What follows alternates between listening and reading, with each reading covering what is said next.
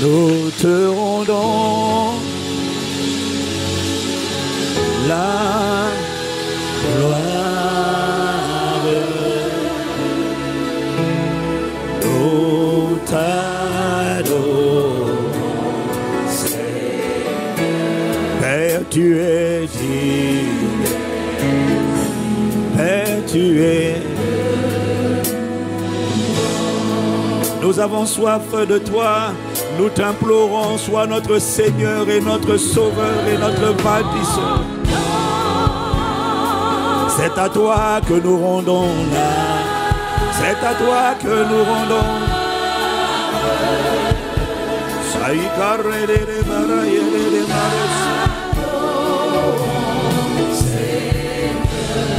Nous reconnaissons que tu es Dieu de. Nous te rendons.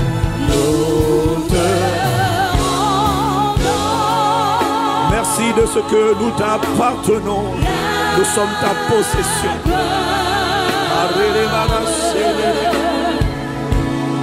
Nous t'adorons, Seigneur.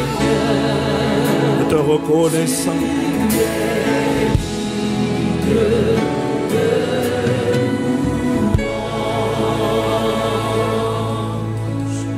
Alléluia. T'obéis, t'obéis, oh Seigneur. Mon désir est de t'aimer, t'obéis. J'ai la volonté mais pas la capacité, t'obéis. Je m'appuie, j'espère en ta grâce. Je veux racheter le temps, je veux racheter le temps. J'ai perdu trop de temps dans la désobéissance. J'ai donné trop de pouvoir à Satan. J'ai donné trop de pouvoir aux menteurs, aux calomniateurs. J'ai donné trop longtemps du pouvoir aux destructeurs, à l'égorgeur, aux voleurs, aux séducteurs. Désormais, je veux racheter le temps et t'obéir. Père, t'obéir. Aide-moi à racheter le temps, à consacrer ma vie à ton service. Aide-moi à faire de toi mon seul Seigneur. Nul ne peut avoir deux maîtres de Seigneur en même temps. Ce matin, je veux te dire que j'ai fait le choix. C'est carré les maris et les remorsos, Père, t'obéir. T'obéir, oh Seigneur. Mon désir est de t'obéir. T'appartenir à ma paix, uniquement être ta propriété.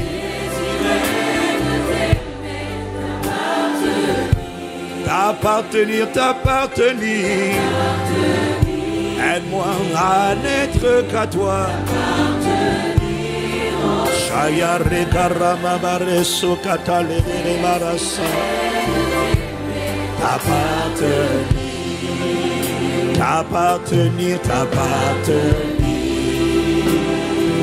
Aide-nous. Accorde-nous la grâce de n'être pas partagé, de ne pas pencher des deux côtés, d'être entièrement consacré à Jésus-Christ, propriété du Saint-Esprit, tendre Père, le désir de nos cœurs, te glorifier, Père, te glorifier. C'est le plus profond désir de nos cœurs, te donner le pouvoir afin que toi tu manifestes tes projets de paix, que tu manifestes tes projets de gloire. Que tu manifestes les projets que tu as formés sur nous pour nous donner un avenir et pour nous donner de l'espérance. Notre désir, Père, c'est de te glorifier au plus profond de nous. Te glorifier, t'adorer, t'adorer, oh Seigneur. À toi seul, à toi seul, nous sommes nombreux à vouloir nous offrir, à vouloir, Père, t'adorer, à vouloir livrer nos vies. C'est de cela qu'il s'agit, te donner le pouvoir pour que tu façonnes, pour que tu bâtisses, pour que tu écrives une histoire à travers ces vases de terre, pour que tu écrives une histoire à travers des vies mal commencées, que tu fasses bien finir ces vies. Mais pour cela, il faut que tu aies le pouvoir. Voilà pourquoi notre désir est de t'aimer et de serrer ta parole dans nos cœurs. Ah, Père, t'adorer. Nous avons, Père, la volonté, mais la capacité vient de toi, la grâce vient de toi, vient de tes compassions et de tes bontés. Père, t'adorer. Enveloppe-nous ce matin, serre-nous ce matin, comme Daniel. Nous avons la détermination d'obéir. Nous avons la détermination de te servir. Nous avons la détermination de t'appartenir. Nous sommes déterminés à être des instruments au service de la manifestation de la gloire de Dieu dans notre époque et dans notre génération. Alors sers-toi de nous, Père, pour t'adorer.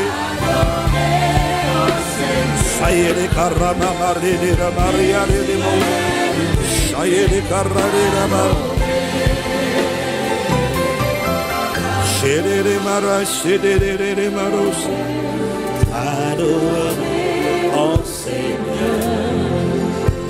mon désir est de t'aimer, mon désir, mon désir, mon désir, ah ma Père, est de t'aimer, t'adorer. J'ai la volonté comme Daniel, mais je n'ai pas la capacité. Que ta grâce libère la capacité. Que ta grâce libère la capacité d'obéir. Car mon désir est de t'aimer. Mon désir est de t'aimer et t'obéir. Mon désir est d'obéir. Mon désir est de t'aimer et t'obéir. Mon désir est de t'aimer, t'obéir. Au plus profond de moi, Abba Père, entends mon cri. Ah, fortifie-moi, fortifie-nous puissamment par le Saint-Esprit dans notre homme intérieur, tendre Père. Fortifie un homme intérieur qui était affaibli, qu'il sorte d'ici complètement fortifié. Une personne qui était faible, qui était, Seigneur, faible, qu'elle sorte d'ici complètement vivifiée. Une personne qui était hésitante sortira d'ici complètement radicale et déterminée. Car au plus profond de moi, Père, mon désir,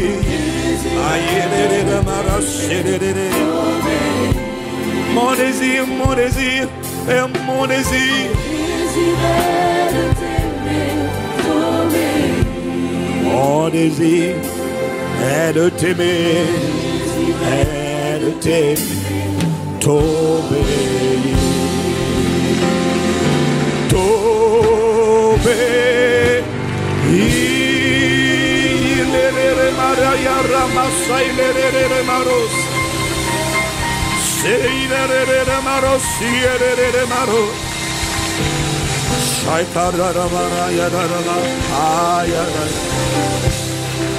Nous comptons sur ta grâce, nous comptons sur ta capacité, qu'elle vienne fortifier un homme intérieur, Qu'elle vienne libérer quelqu'un qui était prisonnier, Seigneur.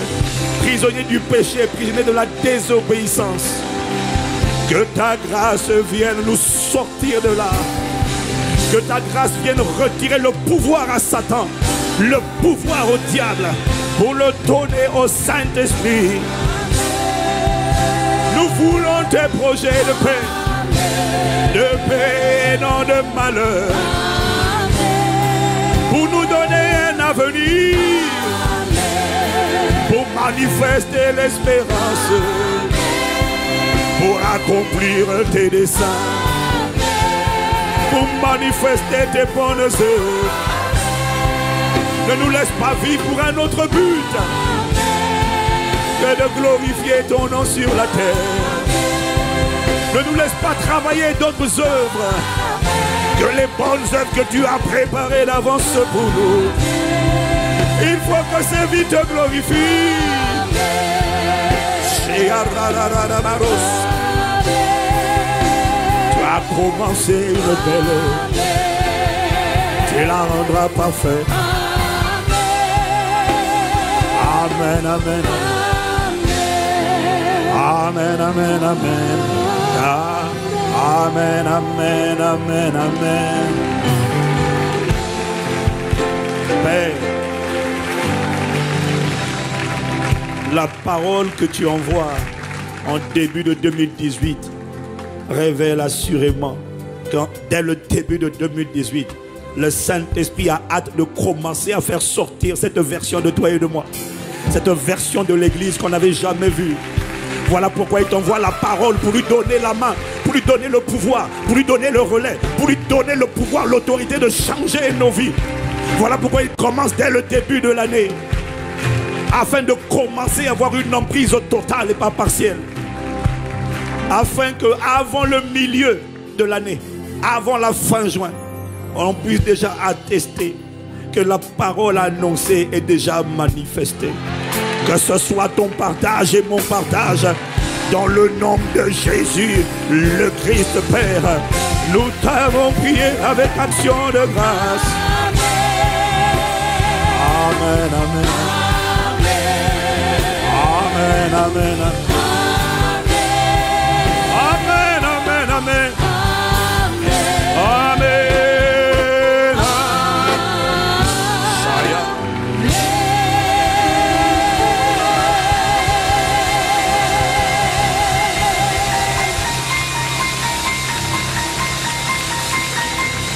We thank you, Lord. Magnifique Esprit de Jésus. Magnifique présence de Dieu. Sur le chemin de ta volonté, conduis-nous. Et que ce culte ne fasse pas plaisir ni à un homme, ni à notre chair, ni à notre âme. Mais que ce culte soit pour ton plaisir. Voilà pourquoi nous te prions d'inspirer toutes choses. Tout mouvement, tout son, tout climat, toute atmosphère, que tout ici te soit agréable. Que l'odeur de la vie éternelle, le parfum de la vie, le parfum de l'amour, un parfum de sainteté qui donne envie de t'obéir, le parfum de ta gloire, soit répandu dans toutes les salles de ce site et à travers ceux qui m'entendent, notre famille connectée. Seigneur, à travers Internet et la télévision, merci de ce que tu es dans ta main.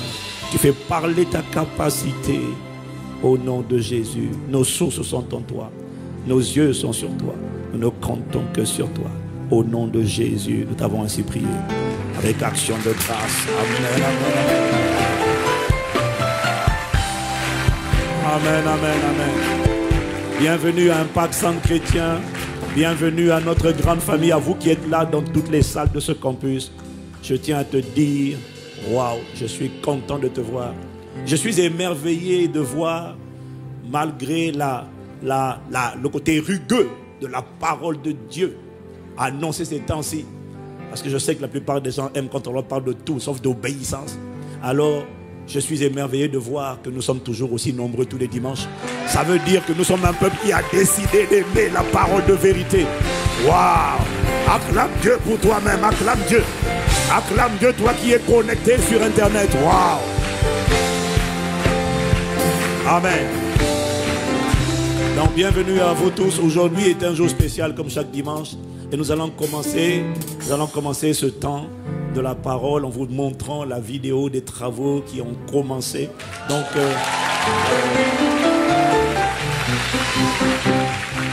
si la régie est prête, ils vont nous lancer la vidéo et nous allons continuer, expliquer et continuer la parole de ce jour.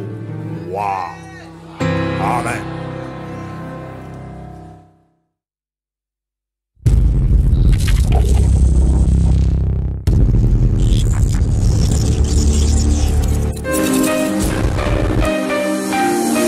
Il y a quelques mois, nous avons annoncé l'acquisition du nouveau centre des congrès, un édifice moderne à la pointe de la technologie. Et pour les donateurs qui ont rejoint le mouvement cette année, récapitulatif du projet de construction.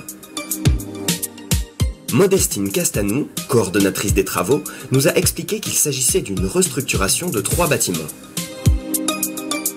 Dans le premier, nous y trouverons des bureaux, 2 grandes salles polyvalentes de 1500 personnes, une grande cafétéria conviviale de 212 mètres carrés, un restaurant gastronomique, une vaste librairie et des jardins privatifs. Le deuxième contiendra l'auditorium principal avec 3000 places, une scène de 240 mètres carrés et un plateau TV. Et le troisième laissera place à un immense parking de 548 places. Un projet titanesque qui verra le jour prochainement. Mais vous devez très certainement vous demander à quoi ressemble l'évolution des travaux. Découvrez en avant-première les coulisses de notre grand chantier. Bonjour chers bâtisseurs, chères bâtisseuses du royaume, bonjour à vous tous les contributeurs de ce grand projet que nous avons tous, qui nous appartient. J'avais promis qu'on se reverrait et que je viendrais vous faire un état d'avancement des choses. Comme vous pouvez le constater, effectivement les travaux ont démarré. J'aimerais en fait vous faire un peu un état d'avant et après. Depuis notre dernier rendez-vous, qu'est-ce qui s'est passé sur ce chantier? Qu'est-ce qui s'est passé réellement? Est-ce que vous voulez le découvrir avec moi? Allez, ensemble découvrons les grands changements. Chaque jour, le bureau d'études, les architectes et une trentaine d'ouvriers sont déployés sur l'ensemble du site. Journée rythmée au son des pelleteuses et divers engins mécaniques. Dans le bâtiment 1, on finalise la rénovation de l'espace bureau.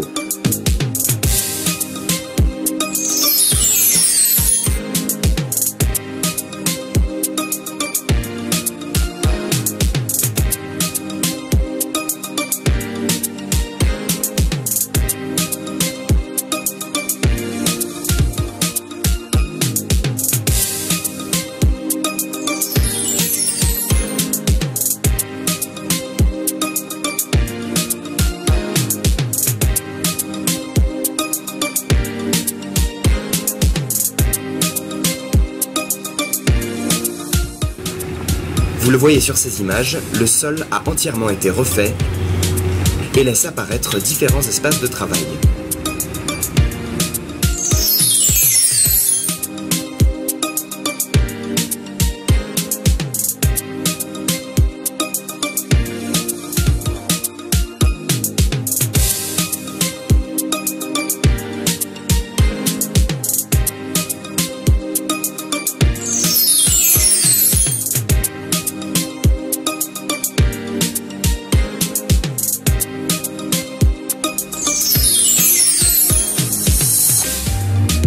Sur l'autre partie du bâtiment 1, à l'emplacement des différentes salles annexes et l'entrée principale du centre des congrès, les démolitions ont commencé.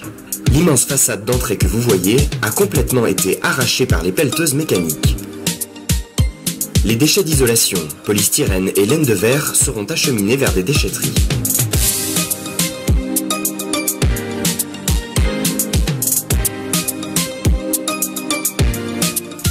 Sur le deuxième bâtiment, à l'emplacement de l'auditorium, les machines à pince retirent les toitures en bac acier afin de les remplacer par des matériaux plus épais et plus performants en isolation thermique et acoustique.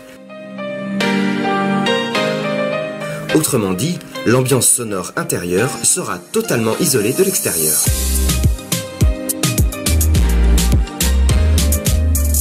Le troisième bâtiment, qui abritera l'espace de parking, a quant à lui complètement été démoli. L'entièreté du dallage, c'est-à-dire les briques de ciment que vous voyez, seront aussi remplacées. On creuse jusqu'à 10 mètres de profondeur pour permettre une meilleure stabilisation du sol. De là, sortira un parking sur 6 niveaux. Fascinant, n'est-ce pas?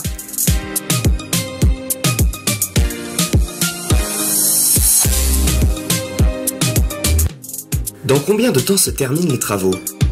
Ça va dépendre de nous, ça va dépendre de toi, ça va dépendre de moi, ça va dépendre de notre mobilisation. Nous devons tous les mois pouvoir répondre à toutes les factures, à toutes les demandes de financement, toutes les avances de chantier qui seront demandées par les entreprises. Donc je vous dis et je nous dis à nous tous, 15 mois c'est possible, mais si nous nous mobilisons tous pour pouvoir répondre massivement à ce chantier, donc en contribuant massivement afin que le délai de 15 mois soit tenu. Où se situe le centre des congrès? Le centre de congrès n'est pas très loin, il est bien en Île-de-France, dans le Grand Paris. Il y aura donc un métro pas très loin, on est dans le 77, j'en ai déjà beaucoup dit, je vous dirai un peu plus au fur et à mesure qu'on avance dans le projet. Combien reste-t-il pour atteindre le montant? Combien reste-t-il? Vous voulez le savoir? Eh bien, nous allons tous ensemble le découvrir. C'est vrai que nous avons devant là un challenge et dans ce challenge, nous nous sommes fixés des objectifs à atteindre, des objectifs mensuels. Ensemble, découvrons ce challenge. 5, 4, 3, 2, 1... Et c'est parti pour le rallye des bâtisseurs. Décidez de relever ce défi en participant au rallye qui permettra de récolter chaque mois 500 000 €.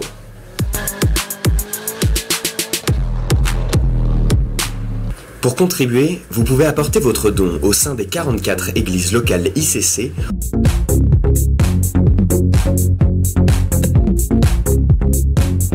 ou encore sur notre site internet www.bâtisseurdurroyaume.com. Que vous résidiez en France ou à l'étranger, plusieurs moyens de paiement sont possibles. Accompagnez toujours votre paiement de la mention bâtisseur.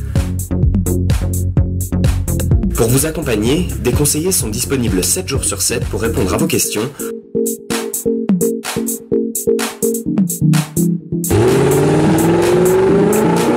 Et c'est parti pour le rallye des bâtisseurs. Ne laissez pas cette histoire s'écrire sans vous. Ensemble, levons-nous et dressons un autel qui attestera de la grandeur de notre Dieu.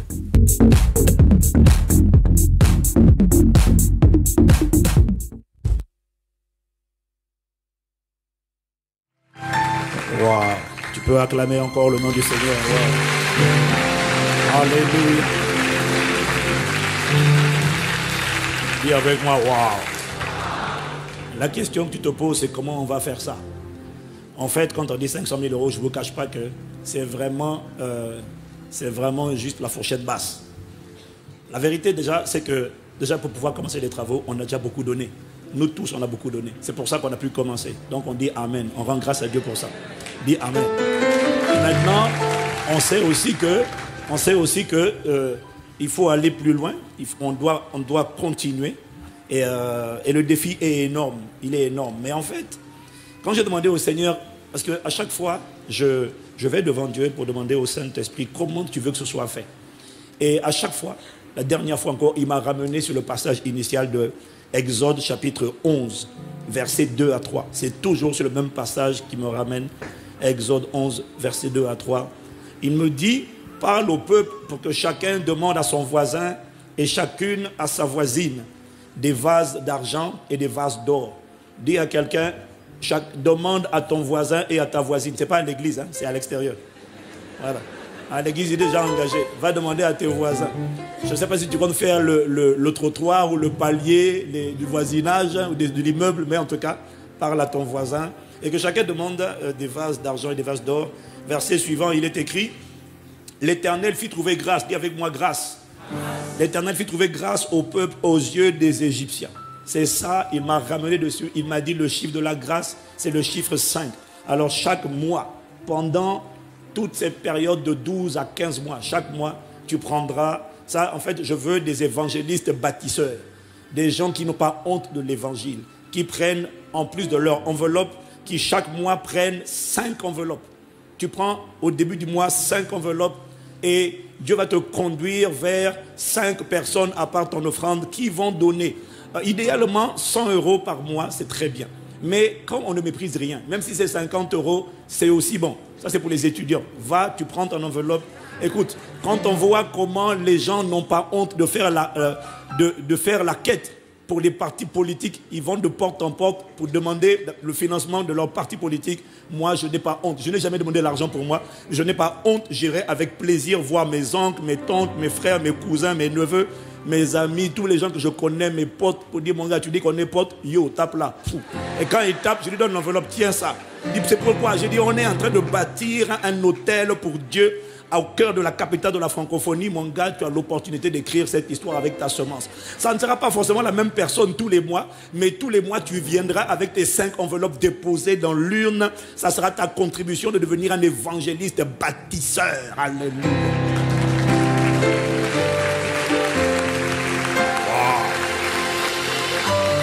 Ça, c'est pour ceux qui n'ont pas honte de l'évangile. Si tu as peur de ce qu'on va penser de toi, tu vas t'asseoir. Mais nous, on va aller. On n'a pas honte du tout. Si tu ne demandes pas pour toi, tu demandes pour la gloire de Dieu. Et puis ces personnes-là, on va prier pour elles. Je te garantis une chose. Les gens qui auront donné pour la première fois, vu l'église en prière, la plateforme de prière de l'église qu'on va mettre en œuvre, parce qu'on va prier pour tous ceux qui sont engagés à être bâtisseurs et pour tous ceux qui font partie des bâtisseurs qui seront concernés par les 5 autres personnes qui seront concernées. Nous allons prier pour eux. Je crois que beaucoup d'entre eux, une fois qu'ils vont donner et qu'ils vont voir quelque chose de surnaturel, divin qui va leur arriver, le mois prochain, ils vont dire, au fait, pourquoi tu ne me donnes pas mon enveloppe? Donne-moi l'enveloppe, je vais encore donner à ton église là. Waouh! Tu crois pas? Tu vas voir, ça va s'accomplir. Si tu le crois, dis Amen. Toi, tu prends ton enveloppe, chacun donnera en fonction de sa foi et en fonction de ses capacités. Si tu donnes 100 € tous les mois, c'est superbe. Si tu peux donner 50 €, c'est superbe. Mais rappelle-toi, rien n'est forcé. Rien n'est forcé. On donne avec joie, sans contrainte ni regret. Dis Amen. Dis Amen. Vous savez, bien aimé, à travers ce projet-là, mine de rien, je vous assure. Et d'ailleurs, on va organiser une visite une fois par mois sur le site là-bas, uniquement pour les bâtisseurs. Hein. Pas pour les touristes. J'aimerais juste voir. Non, non, non. C'est pour ceux qui ont déjà atteint le minimum qui fait d'eux des bâtisseurs du royaume. Bien aimé, en fait, la vérité, c'est que Dieu nous...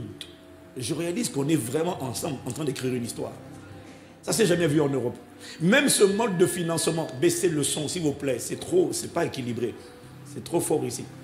Même en Europe, ça ne s'est jamais vu. Donc, même le mode de financement, un tel mode de financement par la foi, où Dieu dit, va. Demande à ton voisin, demande à ta voisine. Même ça, c'est déjà jamais vu. Et nous sommes en train d'écrire une histoire. Nous l'écrirons ensemble et Dieu se souviendra de nous et de notre postérité. J'ai dit Dieu se souviendra de nous et de notre postérité. Donc, je lance. Vous savez que ça a l'air complètement impossible, mais la vérité c'est que si on n'a rien que 2000 personnes qui entendent cette instruction, et qui décide de marcher sur cette parole. Je t'ai dit la dernière fois, si tu ne veux pas le faire, alors tu peux apporter la somme qu'il faut pour toi et pour les autres. Mais comme il est possible et probable que toi, tu n'aies pas tout ce qu'il faut à toi tout seul, alors tu peux aller proposer à 5 autres personnes de remplir l'enveloppe et tu la portes pour leur compte et nous prierons pour eux et Dieu les visitera. Dis Amen. Dis Amen. Si j'ai 2000 personnes qui comprennent ça et qui deviennent des évangélistes bâtisseurs, pour accomplir ce rallye des bâtisseurs, si on a 2000 personnes qui le font, qui n'apportent que entre 50 et 100 €, et pour toi-même, idéalement 100 €. Si ce n'est pas possible, tu donnes ce que tu peux. Dis Amen. Mais si on a 2000 personnes qui le font, avec 100 € et qui ramènent 100 € chaque mois, on a 1 million d'euros par mois. J'ai fait les comptes. On a 1 million d'euros. En fait, en réalité, sur 12 mois, c'est exactement à peu près ce qu'il nous faut pour finir les travaux. 500 000, c'est juste un plancher. Mais on croit qu'en vérité, même quand on dit 500 000, Dieu va donner au-delà. J'ai dit Dieu va donner au-delà. Amen. Voilà. Donc, en sortant du culte, tu peux contacter, aller t'inscrire sur le stand bâtisseur du royaume pour pouvoir t'inscrire. Enfin, ils vont identifier si tu es un vrai bâtisseur Si tu es un touriste, si tu es un vrai bâtisseur, tu es qualifié pour aller visiter. Parce qu'on veut faire des vagues pour aller visiter. Honnêtement, quand on met les pieds sur place, c'est juste impressionnant et on est vraiment excité. On a l'occasion de devenir des écrivains d'une histoire. Je ne sais pas où on sera demain. Je ne sais pas. Je ne sais même pas moi où je serai demain. Mais je sais seulement que j'aurai contribué avec toi et moi. Avec toi, on aura contribué à créer quelque chose qui demeurera. Parce que le foncier reste et ce bâtiment, cet hôtel de Dieu parlera. Au nom de Jésus. Quelqu'un me dit Amen. Et vous qui êtes connectés par Internet, vous avez donc ce numéro de téléphone 01 85 73 25 58 où vous pourrez directement prendre des informations ou également faire un don avec votre carte bleue, etc. En tout cas, tous les moyens sont disponibles. Je crois que celui qui veut donner, donnera. Celui qui n'y croit pas, ce n'est pas grave. Nous, on y croit et on sait que Dieu le fera. On est certain que Dieu le fera. C'est un superbe défi. En tout cas, moi, je me sens juste fier. Et je suis content de voir que mes enfants aussi croient à cette vision et que chacun d'entre eux a décidé de donner. Je suis fier de ça. On est en train d'écrire une histoire. Quelqu'un dit Amen. Voilà, acclamons le Seigneur pour cela.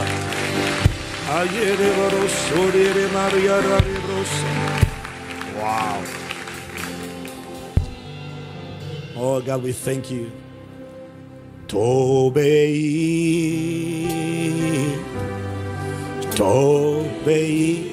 oh Seigneur.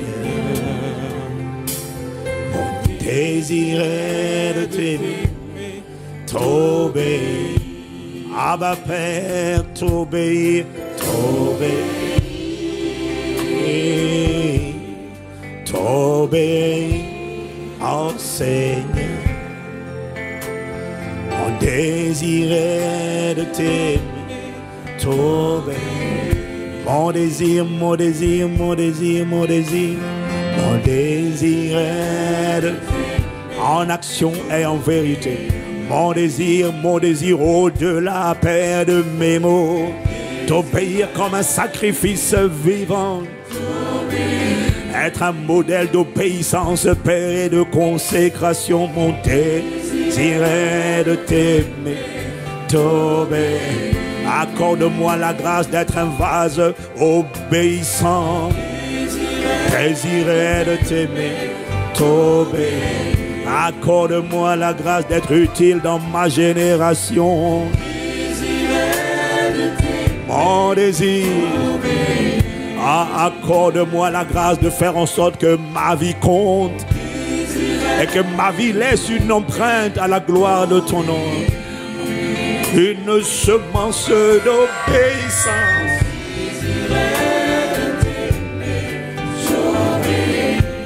Mon désir, mon désir, mon désir, mon désir est de t'aimer, t'obéir, t'obéir.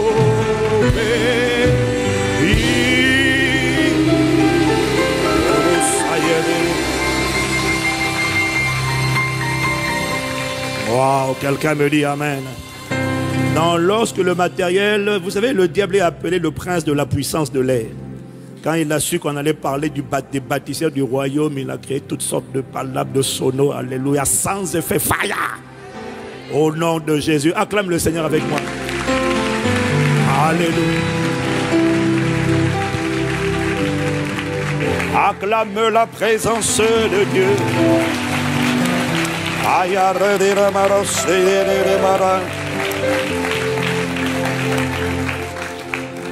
Amen.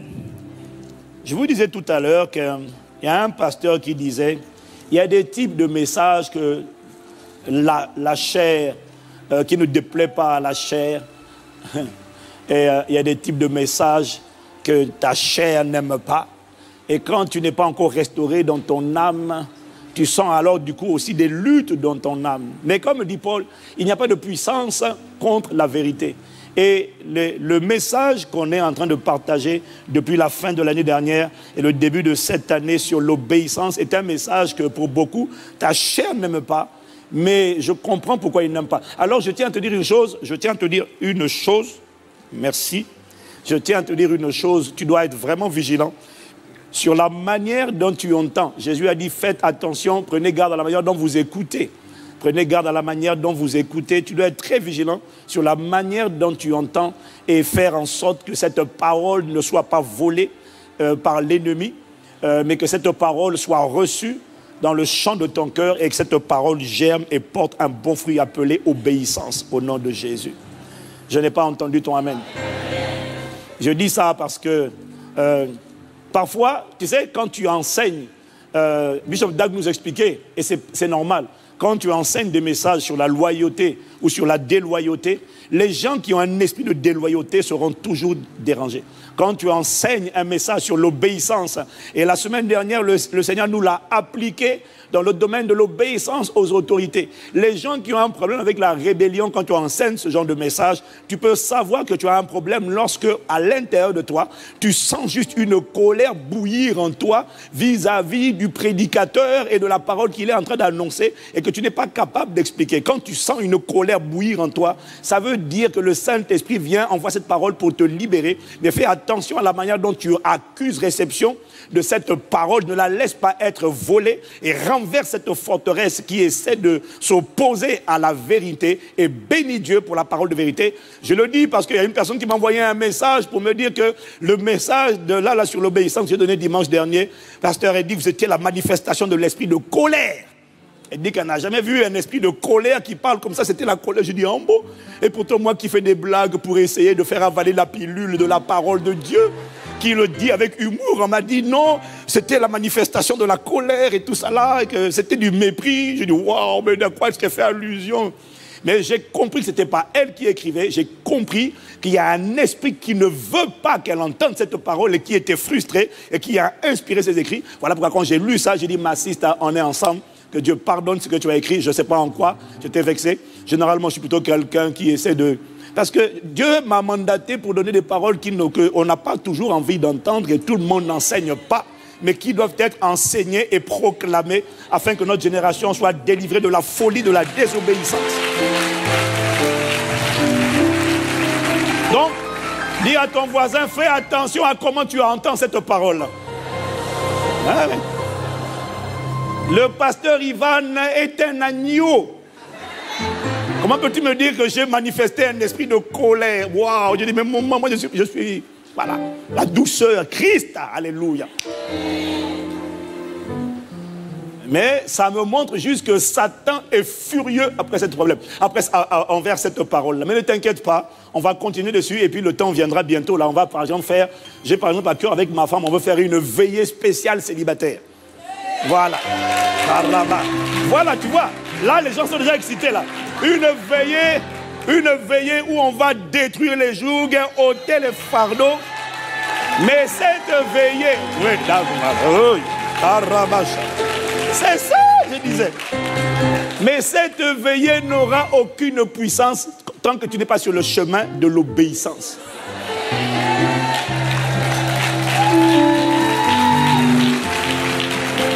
Mais à cause de notre détermination à obéir, quelle que soit la guerre, parce que je t'ai dit, quand tu vas vouloir obéir, le diable va se lever, la chair va se lever, le monde va se lever, mais ils échouent lamentablement au nom de Jésus. Nous serons connus pour être un peuple obéissant, c'est-à-dire un peuple qui a Jésus seul pour Seigneur. Un démon ne sera plus ton Seigneur, un démon de l'enfer, un esprit mauvais ne sera plus ton Seigneur. Jésus sera le seul à être totalement Seigneur et totalement obéi au nom de Jésus. Et cette dimension est possible pour celui qui accepte la parole avec humilité et qui reconnaît, même si ça me fait mal, que c'est la parole de vérité. Mon âme, tu vas l'accepter. Et toi qui essaies de s'opposer à cette parole, je te renverse. Toi, tes systèmes de pensée, je les renverse. Et démon de l'enfer, tu dégages de ma vie. Jésus-Christ aura le pouvoir au nom de Jésus. Parce qu'il est une évidence, bien-aimé. Alors, le titre de mon message, c'est la ruse du diable pour nous pousser à désobéir à Dieu. La ruse, il y en a sûrement plusieurs, mais il y en a une là, qui est très, très subtile et que je vais voir avec vous ce matin. La ruse du diable pour nous pousser à désobéir à Dieu. Quelle que soit la parole que tu as entendue, la parole qui est prêchée, je t'ai dit, Satan est un jusqu'au boutiste. Il ne s'avoue jamais vaincu, il ne capitule pas. Il va toujours chercher un moyen de nous empêcher, toi et moi, quand nous entendons la parole, quand nous méditons les Écritures, il va toujours trouver un moyen chercher du pas trouver, mais il va chercher un moyen pour nous empêcher de mettre cette parole en pratique. Parce qu'il a compris et parce que lui, il savait déjà. Maintenant, toi, tu as compris que mettre la parole de Dieu en pratique, ce n'est pas faire plaisir au pasteur, c'est transmettre la main de commandement, le pouvoir au Saint-Esprit. Mettre la parole de Dieu en pratique, c'est retirer le pouvoir qu'on avait donné à Satan pour le donner au Saint-Esprit et lui dire, manifeste maintenant tes projets, accomplis tes desseins, manifeste tes bonnes œuvres et au nom de Jésus, il manifestera les bonnes œuvres qu'il a prévues pour ta vie et pour ma vie, au nom de Jésus. Je n'ai pas entendu ton amen. Et une des ruses redoutablement, malheureusement efficaces chez beaucoup de croyants, que le diable utilise pour nous empêcher d'obéir à Dieu, c'est de susciter ce qu'on appelle des forteresses, des raisonnements, des systèmes de pensée que tu sens à l'intérieur de toi, que tu ressens, tu entends des voix à l'intérieur de toi qui s'opposent contre la connaissance de Christ, contre la parole de Dieu que tu as entendu. Et dans ces raisonnements, il y a un raisonnement que Satan imprime dans le cœur à travers la chair. Et c'est une voix également qui se fait entendre. C'est une voix, cette ruse-là consiste par la voix du tentateur à te dire que c'est bien le message que tu as entendu.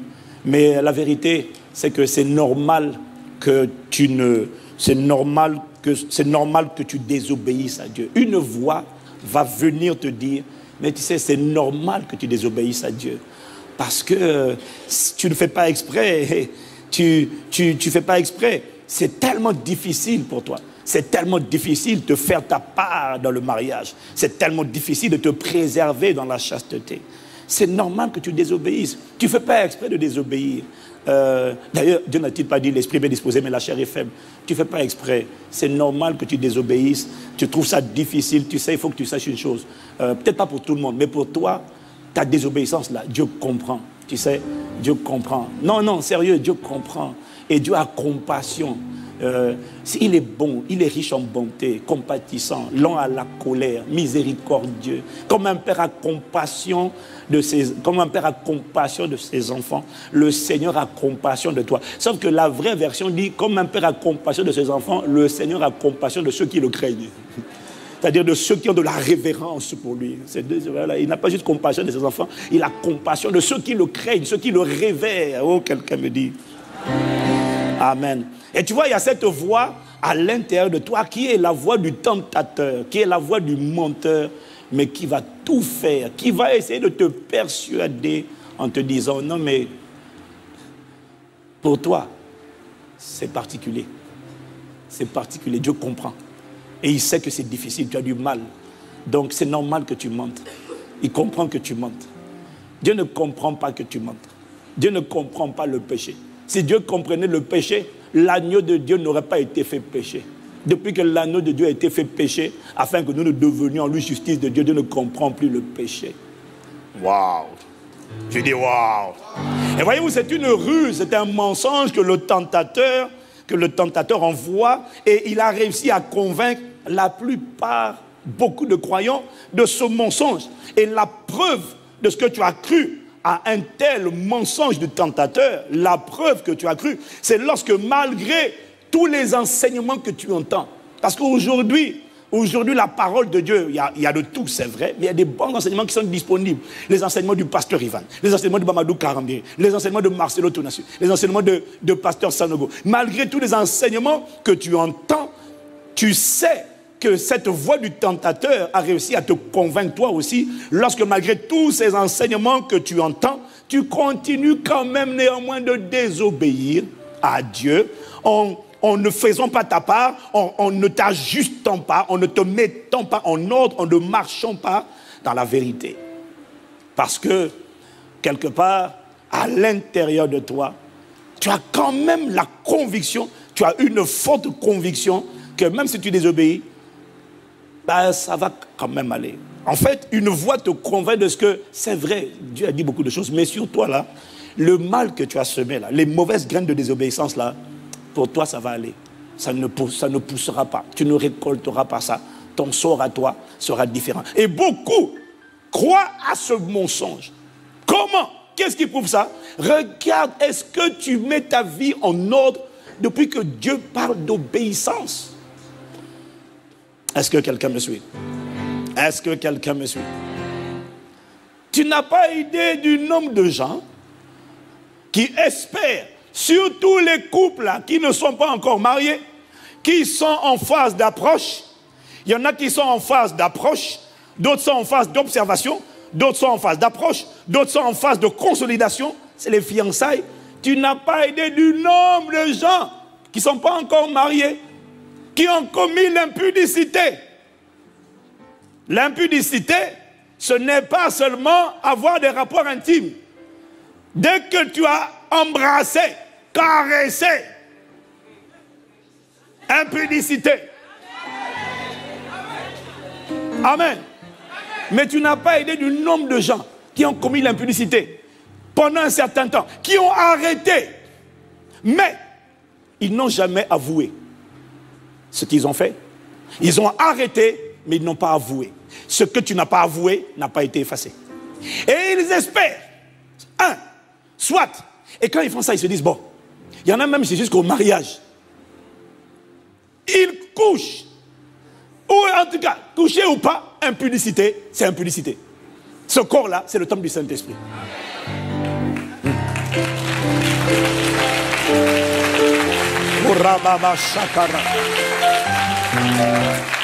Ce qui est impressionnant, c'est le nombre de gens qui sont de l'impudicité, mais qui se disent, ils se consolent l'un et l'autre en se disant, en tenant seulement jusqu'au mariage, même si on pêche, même si on est dans l'impudicité. Ce qui est important, c'est qu'on se marie tenant ferme encore jusqu'au mariage. Encore plus que quelques mois, ça va aller. Et ils ont la naïveté de croire que leur cachotterie là ne finira pas par être exposée. Jésus a dit, il n'y a rien de caché qui ne sera révélé. Il y en a qui disent, il faut juste attendre jusqu'au mariage. Ça va aller. Quand ça... Après. Donc, tu te maries. Il y en a même pour qui ils sont mariés, ils n'ont pas avoué. Ce que tu n'as pas avoué n'a pas été effacé. Ce qui n'a pas été effacé attire la mort. Car le salaire du péché, c'est la mort. Et alors tu vas te marier. Mais tu n'as pas compris que le mariage n'est pas une finalité. Après le mariage, notre expérience pastorale nous a montré, nous a fait découvrir des histoires qui donnent envie de pleurer. Des gens qui pensaient. La Bible dit, on ne se moque pas de Dieu. Tu peux te moquer de nous les pasteurs. C'est-à-dire le jour J, quand vous échangez les vœux là, vous vous dites entre vous quand vous regardez, je promets, je promets. Et ils se regardent et sourient parce qu'ils disent, personne n'a su. On est le jour J. Nous, on n'a pas su, mais Dieu a su, Dieu a vu, Dieu a entendu. Et tu n'as aucune idée de ce que tu viens de semer pour ton futur. Tu n'as aucune idée. Mais c'est impressionnant de voir le nombre de gens qui se sont mariés et qui n'avaient pas dit, ou qui veulent se marier, mais qui ne veulent pas dire ce qui s'est passé parce qu'ils ont arrêté. Mais il y a des choses que tu ne dis qu'à Dieu, mais il y a des choses aussi qu'on dit aux hommes. Il y a des péchés qu'on ne confesse qu'à Dieu lorsque c'est dans le cœur. Mais lorsque le corps a été engagé, là on ne dit plus qu'à Dieu. On dit également aux hommes qui t'ont fait confiance. On dit également aux hommes qui t'ont responsabilisé. C'est pour ça que dans Jacques 5, verset 16, il dit « Confessez vos péchés les uns aux autres ». Il y en a qui me disent « J'ai demandé pardon à Dieu ». Non, non, non, non, non. Confessez donc vos péchés les uns aux autres et priez les uns pour les autres afin que vous soyez guéris. Avant de prier là, il faut avoir confessé. Confesser c'est quoi? Dire la vérité. Et demander pardon. Mais tu n'as pas idée du nombre de gens qui disent non, on ne dit pas, on a demandé pardon à Dieu, on ne dit pas aux autorités sur lesquelles on a été établi, et ça va aller. On croit que par la grâce de Dieu, comme on a arrêté, non, tu n'as pas compris, tu vas comprendre tout à l'heure. Est-ce que quelqu'un me suit? Est-ce que quelqu'un me suit? Ce qui est terrible, hein, c'est quand tu as la conviction que non, ça va aller. Le pasteur a enseigné que la désobéissance donne à Satan le pouvoir de contrôler. Non, non, tu sais, c'est vrai. Mais je ne sais pas comment tu fais. Mais toi, quoi que ce soit qu'on enseigne, pendant qu'on est en train de parler, il y a une voix qui te dit, pour toi, ça va. Ton dossier à toi est sécurisé. Les autres là qui s'écoutent, mais toi, ça va aller. Mais beaucoup croient à cette séduction. Et ils ont une ferme assurance que ça va aller. Le Saint-Esprit m'a dit de te dire, quand tu as une ferme assurance, parce que tu sais que cette ferme assurance-là, c'est ça qu'on appelle la foi. Sauf que ça ne vient pas, c'est une foi qui ne vient pas de ton homme intérieur. C'est une foi. Dis avec moi ferme assurance. Dis avec moi conviction. Il y en a qui sont convaincus que ça va aller. C'est une ruse du diable. Et quand tu es convaincu que ça va aller, ça veut dire que tu es en train de manifester une foi. C'est la ferme assurance, pas de ce que l'on espère, mais de ce qu'un démon avec qui tu es en train de cohabiter espère. La ferme assurance de ce qu'un démon avec qui tu cohabites espère. Et cette foi est la démonstration de ce que toi tu ne vois pas, qu'il t'a percé les yeux. Parce que quand tu continues de désobéir à Dieu, alors que le Saint-Esprit est en train de t'interpeller, c'est parce que chaque démon que tu tolères dans ta vie, dans Josué, il dit que ce que vous ne chassez pas va vous combattre et va vous percer les yeux. C'est-à-dire que ça te rend aveugle. Et quand ça te rend aveugle afin que tu ne vois pas le malheur qui est en train de se pointer dans ton futur et dans celui de ta postérité. Que ça ne t'arrive pas au nom de Jésus. Que Dieu ait compassion, qui nous emmène, toi et moi, à une repentance totale, à un changement radical de système de pensée. Et quelqu'un me dit, j'ai dit, quelqu'un me dit, le diable voudrait nous faire croire que tout ira bien malgré la désobéissance. Ça va aller. Et c'est ça, une des ruses terribles du diable pour nous pousser à désobéir.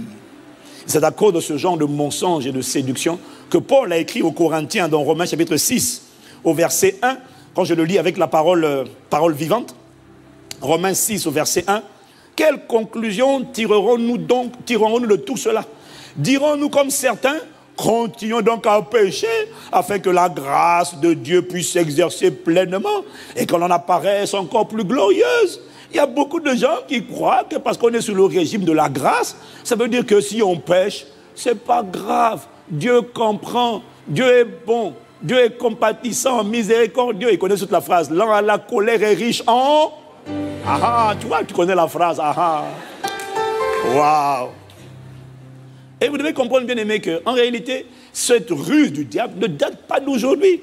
Elle existe depuis la nuit des temps. Déjà, quand on regarde dans l'Ancien Testament, chaque fois que Dieu parlait, Dieu interpellait son peuple à travers la voix des prophètes, des Isaïe, des Ézéchiel, des Jérémie, des Daniel. Chaque fois que Dieu interpellait son peuple pour dire à son peuple, repentez-vous de vos mauvaises voies, parce qu'il va faire venir de loin un roi puissant appelé Nabuchodonosor, qui va exterminer tout le peuple, et que ceux du peuple qui survivront à l'extermination de Nabuchodonosor, ceux-là seront emmenés en déportation. Dieu parlait, Dieu interpellait mon peuple, obéissez-moi, revenez à moi et je reviendrai à vous. Mais le peuple, en réalité, ne croyait pas aux paroles que les prophètes, les porte-paroles de Dieu proclamaient. Ils n'y croyaient pas. Pourquoi ils n'y croyaient pas alors qu'ils entendaient? Parce qu'une voix à l'intérieur d'eux leur disait, oh, tu sais, Dieu a toujours tendance à amplifier les choses.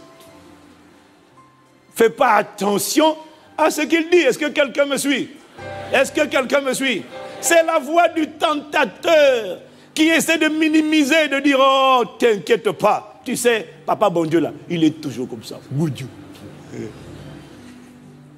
Lorsque Noé a averti que le déluge allait frapper la terre et que toute trace de vie humaine allait être engloutie, allait disparaître, Noé a interpellé, il a averti sa génération. Les gens n'y croyaient pas.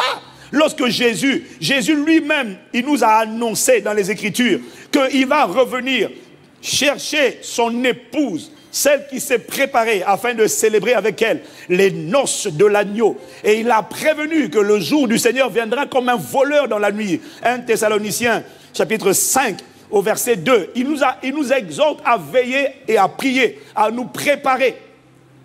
1 Thessaloniciens 5, verset 2. Car vous savez bien vous-même que le jour du Seigneur viendra comme un voleur dans la nuit. Quand les hommes diront paix et sûreté, alors une ruine soudaine les surprendra, comme les douleurs de l'enfantement surprennent la femme enceinte, et ils n'échapperont pas ils n'échapperont point. Dans Luc 17, au verset 26 à 27, Jésus lui-même, il dit, ce qui arriva du temps de Noé arrivera de même au jour du Fils de l'homme. Les hommes mangeaient, buvaient, se mariaient et mariaient leurs enfants jusqu'au jour où Noé entra dans l'arche. Le déluge vint et les fit tous périr.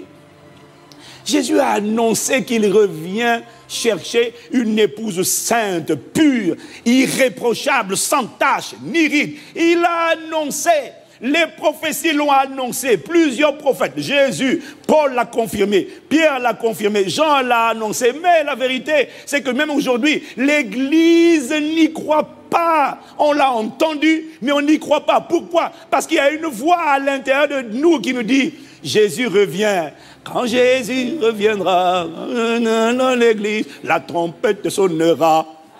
Ah ah, tout le monde connaît. Quand Jésus reviendra, quoi? La trompette sonnera. Pas là. Et tu vois les gens là, à l'église, pas là, pas là, là. Et tu vois tout. Pas là. Si on te donne une vraie flûte, tu vas entendre.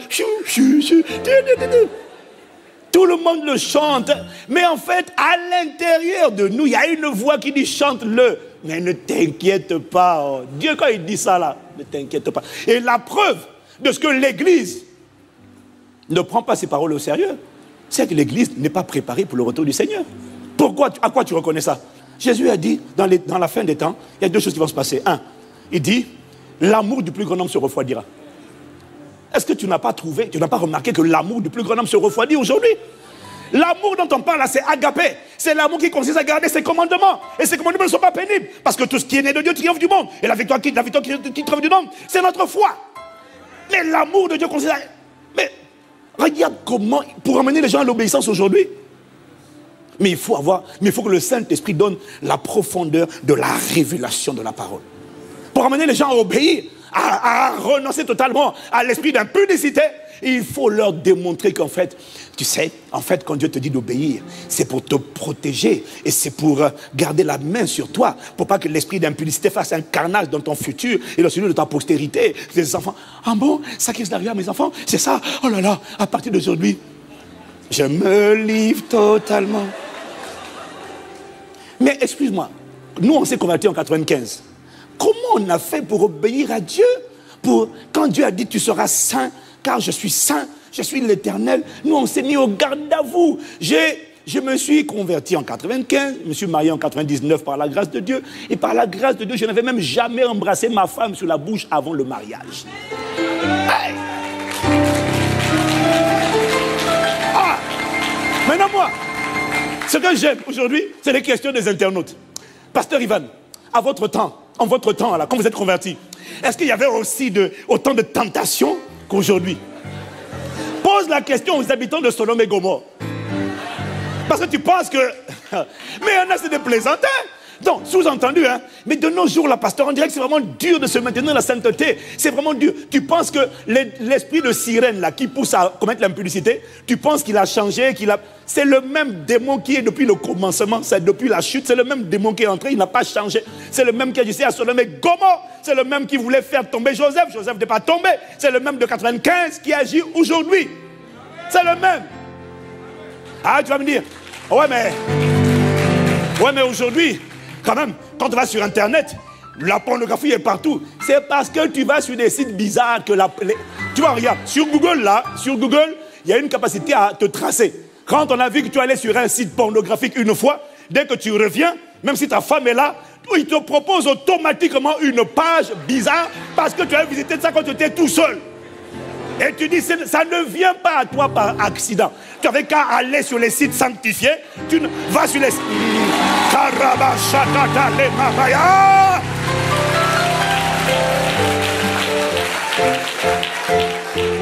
Tu ne trouveras pas ça sur les pages de Castanou, sur les pages de Impact Saint Chrétien, sur les pages de Marcelo, sur les pages de Vase d'honneur. Tu ne trouveras pas des photos tendancieuses. Tu as attiré ce que tu allais chercher quand tu étais seul. Et tu dis non, aujourd'hui vraiment, on sent que c'est Dieu, ça n'a rien de plus. Tu vois, tu es un comédien. C'est pour ça que, bon, tu vois, là, tu vois, voilà. C'est quand je disais la semaine dernière, peut-être que la soeur a dit que j'étais méchant, je parlais sur les faits. Elle m'a dit c'est l'esprit de colère qui m'animait. Mais moi, j'ai dit tu es un comédien. Avec humour, tu dis c'est l'esprit de colère, vraiment, alléluia, Seigneur. Miséricorde, vraiment. Mais tu es un comédien quand même. Tu es une comédienne. Tu me fais penser aux gens qui disent l'école est devenue dure. En France, l'école est dure. En France, l'école est dure. Un système académique où on donne au moins 95% d'admis au bac. Où tu prends les livres, les cahiers d'exercice, il y a la réponse derrière. C'est ça qui est dur.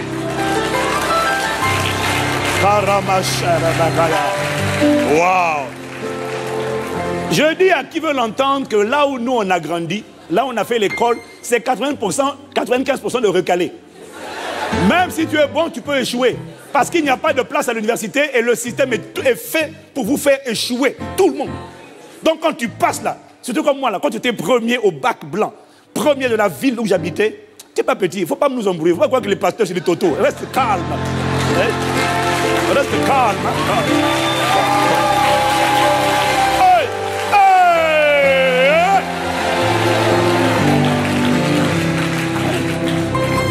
Je suis désolé, je l'ai déjà raconté, mais je le raconte parce que tout le monde n'est pas au courant de ça.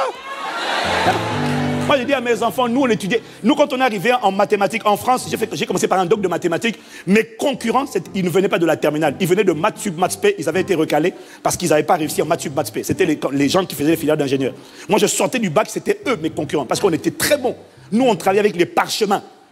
Les livres, là, avec la poussière partout. Tu dois, il y avait la poussière partout. Il n'y a pas de notes, il n'y a pas de réponse. Tu dois trouver la réponse tout seul. C'est pas bordas, tu tournes derrière, achètes et puis il y a la réponse. Karamashata. Bon.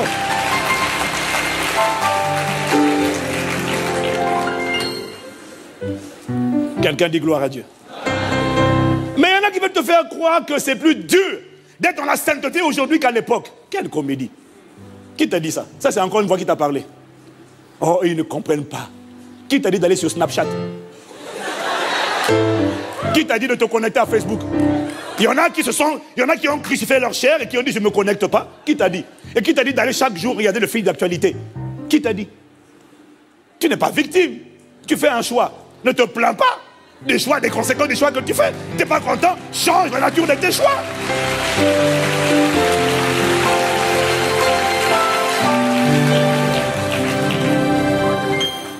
Waouh! Donc ça va? Je suis pas méchant là, ça va?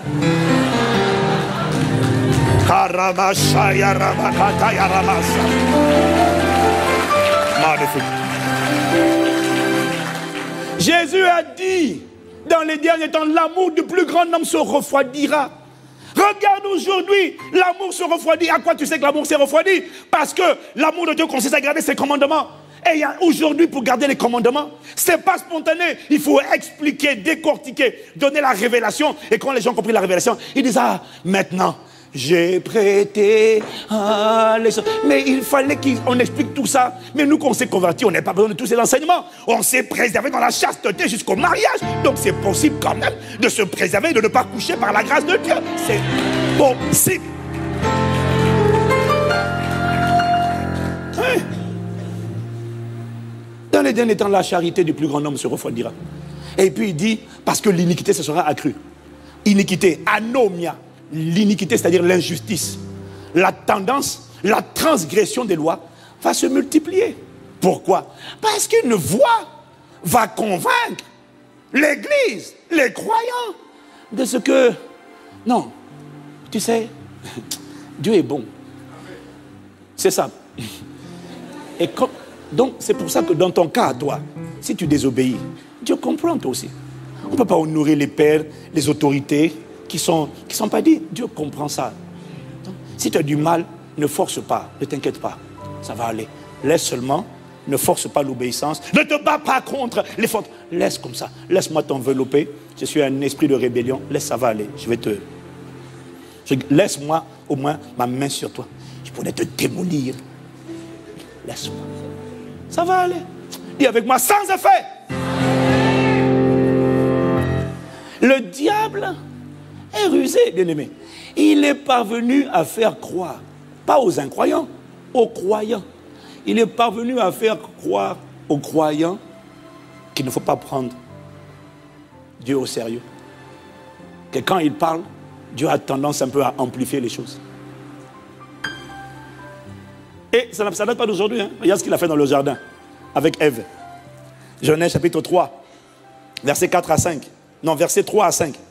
Le serpent était le plus rusé de tous les animaux des champs. C'est un combat qui a lieu à l'intérieur de toi. Ce sont des forteresses, des pensées, des systèmes de pensée, des raisonnements qui s'assiedent, qui veulent s'asseoir, qu'il faut renverser au nom de Jésus. Il dit à la femme, Dieu a-t-il réellement dit? Dieu a-t-il réellement dit, vous ne mangerez pas de tous les arbres du jardin? Est-ce que c'est ce que vraiment Dieu a dit? Alors le serpent dit à la femme, ah, t'inquiète pas, vous ne mourrez point. Mais Dieu sait que le jour où vous en mangerez, vos yeux s'ouvriront et que vous serez comme des dieux connaissant le bien et le mal. C'est-à-dire que le serpent parvient à dire à Adam et Ève et aux croyants en général que Dieu n'a pas exactement dit ce qu'il a dit. Sous-entendu, tu sais, Dieu est un papa, c'est un père. Et quand le papa il parle là, tu sais, il est gentil, Dieu est beau. Ne t'inquiète pas. Tu sais, c'est comme à la maison, quand papa gronde là. Si tu continues, je vais me fâcher. Hein? Je vais me fâcher. Au début, tu as peur. C'est ce que Satan dit. Hein? Mais après, tu vois bien que, en fait, il grondait pour rien. Si je te mets dehors. Si tu fais ça, je te mets dehors. Et puis le jour où tu as fait ça, il ne t'a pas mis dehors. Donc la voix te parle. Il dit, mais regarde, tu dis Dieu est ton père, non? Tu as vu comment tes pères faisaient? Quand des fois tu désobéissais. On arrive. Qui a mangé le yaourt que je m'étais mis de côté? Vous allez voir, vous, qui a mangé ça? Quand on a dit ne mange pas, quand tu vas manger, la voix te dit, Dieu est un père. C'est comme les parents. Est-ce que les parents t'ont châtié, t'ont jeté dehors quand tu as fait ça? Toi, tu vas dire non. Alors, tu sais, quand Dieu parle, hein, il faut vraiment que tu ne le prennes pas au premier degré. Quand il parle là, il met la barre haute.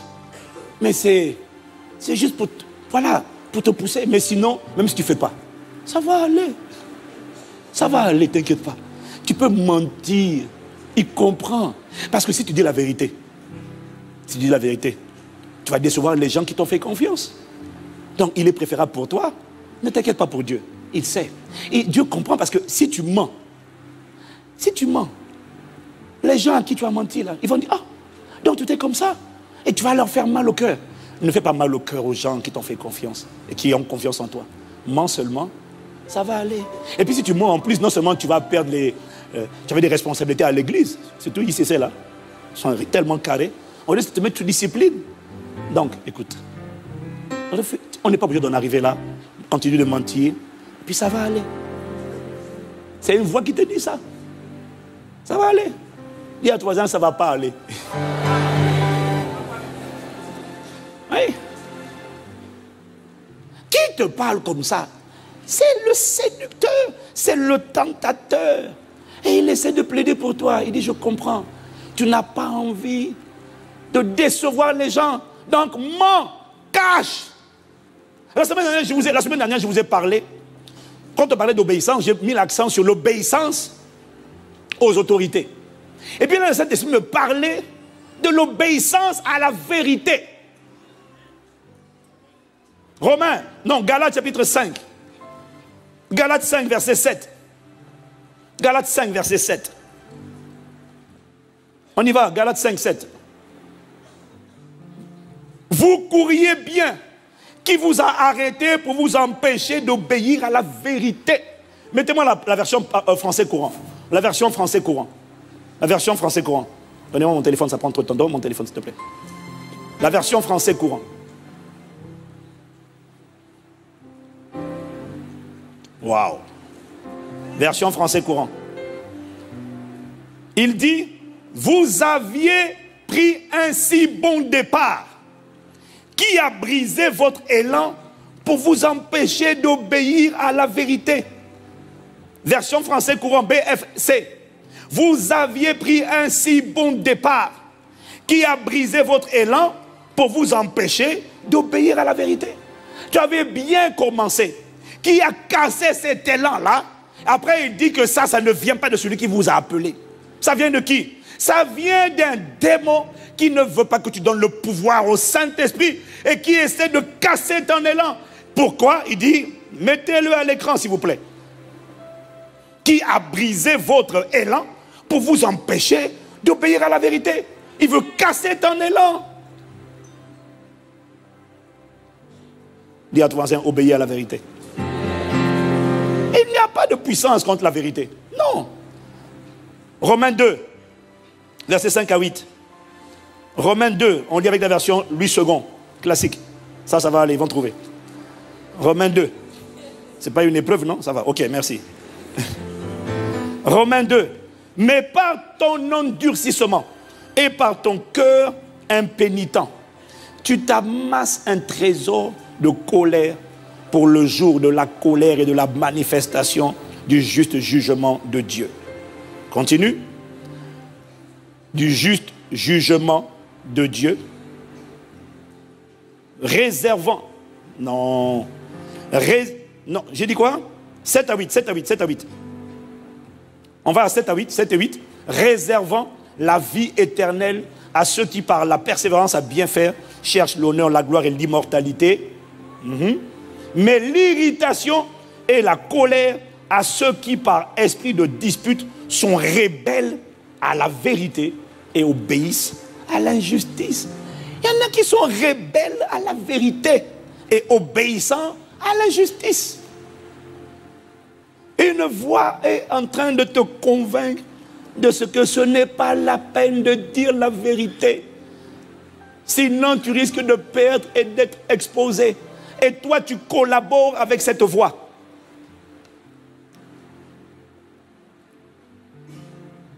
Amen. Amen. Ce que tu ne sais pas, c'est que tout péché que tu caches indique un démon que tu abrites. Tout péché que tu caches. Pasteur Ivan, de quoi tu entends de parler? En fait, aujourd'hui, je parle de ces choses-là pour lesquelles tu sais que tu as désobéi, mais tu ne l'as pas dit. Tu n'as pas confessé. Tu n'as pas avoué. Tu as peut-être arrêté, mais tu n'as pas avoué. Et quand tu n'as pas avoué, le sang de Jésus n'a pas effacé. Et quand tu n'as pas avoué, Satan a toujours une emprise parce que l'esprit n'est pas parti. Écoute-moi, ce n'est pas parce que tu arrêtes de pratiquer un péché que l'esprit qui te poussait à faire ce péché t'a quitté. Les tueurs en série vont te raconter ça. Il y a des tueurs en série, ils arrêtent de tuer. Mais l'instinct de tuer n'est pas parti. Parce que tu n'as pas avoué. Donc tu n'as pas obtenu miséricorde. La miséricorde ne t'a pas délivré de ce qui te retenait. Tu as juste arrêté. Ce n'est pas parce que tu arrêtes quelque chose que tu en as fini avec cette chose. Ce que tu as caché et que tu n'exposes pas, tu ne confesses pas, tu n'avoues pas, ne déclenche pas la miséricorde. Tout péché que tu caches, que tu n'exposes pas, indique ou trahit un démon qui est là, même s'il est, couché, il est là. Il y a des gens, ils n'arrivent pas. Tu vois, l'impudicité là, les attouchements là, tu n'as pas avoué ça. Maintenant, tu vis dans la chasteté, mais tu n'en as jamais parlé. Le jour où tu te mets à fréquenter une personne de sexe opposé, bien évidemment, le jour où tu fais ça, tu vas voir que les mêmes pulsions que tu avais là ressurgissent. Le même esprit qui t'a fait pécher hier va recommencer encore. Il n'est pas sorti. Est-ce que quelqu'un me suit? Est-ce que quelqu'un me suit? Il n'est pas sorti. Ce que tu caches révèle un démon qui ne t'a pas quitté et qui est en posture bien cachée là. Il est caché, il est couvert et il est prêt à saboter ta destinée à toi. Et il attend que tu fasses des enfants pour pouvoir se déployer à travers eux. C'est pour ça que toutes les personnes qui ont des péchés qu'elles ont cachés, même si tu as arrêté, tu n'as jamais confessé, sont des personnes, tu vas avancer, mais à un moment donné, quand tu vas vouloir faire preuve d'audace, parce que des fois, il y en a qui ont tendance à oublier qu'ils ont caché. Donc, quand tu vas vouloir, tu vas faire preuve de parler comme je parle, dénoncer, interpeller, et une voix va te parler à l'intérieur, dire, hey, petit, ne va pas là-bas, on se connaît. Ça te fait perdre ton assurance. Désormais, tu deviens contrôlé par un esprit d'intimidation, un esprit de peur. C'est pour ça qu'il y a des pasteurs qui ne peuvent pas donner certains messages. Pourquoi? Parce que tu sais que si tu fais comme François, F, le 2F là, l'ancien candidat, tu parles. Le canard enchaîné du royaume des ténèbres, t'as dit, ah, petit, on t'attend. On t'attend. Et comme tu as peur que le canard enchaîné du royaume des ténèbres balance, expose une marmite, balance une casserole à ton sujet, il y en a beaucoup. Il parle de certains sujets, d'autres, il sait que une voix lui dit, chut. En fait, tu es soumis à Satan. Ton message est contrôlé par Satan. Ta prédication est contrôlée par Satan. Parler des offrandes, tu peux en parler parce que toi tu donnes. Mais parler de sainteté, tu ne peux pas en parler. Pourquoi? Parce que tu sais que tu n'es pas irréprochable. Et dès que tu veux parler, l'esprit te dit, hé. Le Saint-Esprit m'a dit de te dire, la chose par laquelle il te tient là, expose-la toi-même. Parce que quand Satan va le faire sortir, c'est pas lui, c'est que Dieu est en train de t'exposer. Et là c'est trop tard. Dis la vérité. Obéis à la vérité. Je n'ai pas entendu ton amen. Frère, obéis à la vérité. Parmi nous, il y a beaucoup de comédiens. Et une voix te dit non. Si tu dis ça, on va savoir. Et puis après maintenant, on va maintenant te poser des questions. Surtout si c'est Pasteur Ivan. Parce que Pasteur Ivan, quand tu avoues, il ne s'arrête pas à ton aveu. Il s'arrête pas à ton aveu. Il pose des questions pour savoir. Depuis quand? Combien de fois? Donc il te met dans l'embarras. Mais pourquoi il fait ça? C'est pour vomir toutes les saletés. Il faut que ça sorte. Celui qui cache ses transgressions ne prospère pas. Tu vois, il y a des gens qui viennent te dire, j'ai péché. J'avoue. Tu as péché quoi? J'ai péché quoi? Quoi? J'ai commis l'impudicité. Avec combien de personnes? Sur quelle durée? Elle ne veut pas dire. Mais la raison pour laquelle on te pose ces questions, c'est pour t'emmener à tout déballer. Pour que Satan n'ait plus rien sur lequel il peut s'appuyer pour dire, je te tiens. Il faut que tu donnes ce pouvoir au Saint-Esprit. C'est pour que le sang puisse tout effacer. Dis amen. Écoute-moi. Ce que tu n'as pas avoué, le sang n'a pas purifié. Tu as avoué un garçon, une femme. J'ai commis l'impudicité. Mais pourquoi tu gardes les autres? Non, parce que si là-bas, si ce dossier-là, ça se sait, c'est toutes sortes de palabres. Mais ne t'inquiète pas, on ne dit pas tout, on ne va pas dire avec tel. Non. Les pasteurs sont tenus par le secret. On ne dit pas tout. Mais tu as besoin de dire tout. Parce que ce que tu ne dis pas n'est pas effacé. Et tu n'as pas idée du nombre de frères, du nombre de sœurs qui sont là dans l'église. Il y a quelque chose par lequel Satan te tient. Si tu ne te juges pas, comment tu te juges? Tu te juges en disant la vérité. Toi-même, en disant, je m'impose telle sanction. Je m'écarte provisoirement. Qu'est-ce que tu fais? Tu te juges. Il dit dans 1 Corinthiens 11, il dit, si vous vous jugez vous-même, vous ne seriez pas jugé par Dieu. Tu t'es jugé. Mais quand tu ne te juges pas et que Dieu te juge, la chose sort. C'est tard. Je ne dis pas c'est trop tard, mais je dis c'est très tard. Pourquoi les gens font ça? C'est parce qu'on entend une voix qui nous dit non, une fois que je serai marié, ça sera de l'histoire ancienne. Qui t'a dit ça? On ne se moque pas de Dieu. Ce qu'un homme aura semé, il le récoltera. Quand tu caches un esprit de fausseté, un esprit de mensonge, non seulement il t'attend dans ton futur, il va t'exploser. Mais il attend que tu aies des enfants. Est-ce que tu as envie d'avoir des enfants qui sont des menteurs et des voleurs professionnels? C'est-à-dire que tout ce que toi tu as été, tes enfants le seront de manière amplifiée. Ça tu le sais. Est-ce que tu as envie d'avoir des enfants qui mentent? Tant que tu regardes, mais pourquoi vous mentez comme ça? Tu demandes, qui a appris ce qui était là? Non, c'est pas moi. Mais je sais que c'est toi. Dis la vérité. Non, c'est pas moi. Et l'enfant se bat. Tu dis, mais qui m'a donné un enfant comme ça? C'est toi. C'est toi. C'est toi qui l'as fabriqué. C'est toi qui lui as donné une naissance physique. C'est toi qui as fabriqué ces gènes.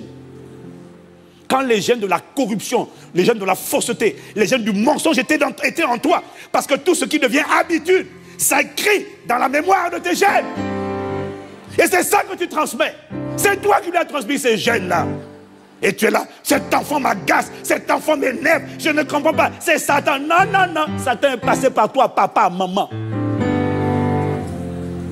Tu as envie d'avoir des enfants qui volent. Tu dis, mais non, on ne peut pas voler comme ça. Tu laisses le portefeuille, il a volé. Il y avait 200 €, il a volé, il a laissé 1 centime. Tu dis, mais on ne peut pas faire ça. Dans ta maison, tu n'es plus en sécurité. Tu es obligé de mettre tout à double tour, à triple tour, de cracher dans les coffres, tout. Parce qu'ils volent. Ils vont au magasin, ils volent, on t'appelle, votre enfant a volé, il est au commissariat. Tu as envie d'avoir des enfants comme ça? Tu n'as pas compris. Tu n'as pas compris. Mais une forteresse te dit, ça va aller. Ah bon? Réfléchis. On ne se moque pas de Dieu. Tu te moques de toi-même. On ne se moque pas de Dieu. Tu te moques de ta vie et tu te moques de ta postérité. Et quand les enfants vont venir au monde, tu vas dire, oh, good you, un enfant mignon, je t'aime. Mais si tu m'aimes, il ne fallait pas me donner des gènes corrompus et pourris. Papa, maman, donne-moi des gènes d'amour de Dieu. Donne-moi des gènes de sainteté. Donne-moi des gènes de pureté. Donne-moi des gènes de consécration. Donne-moi des gènes de véritable adorateur.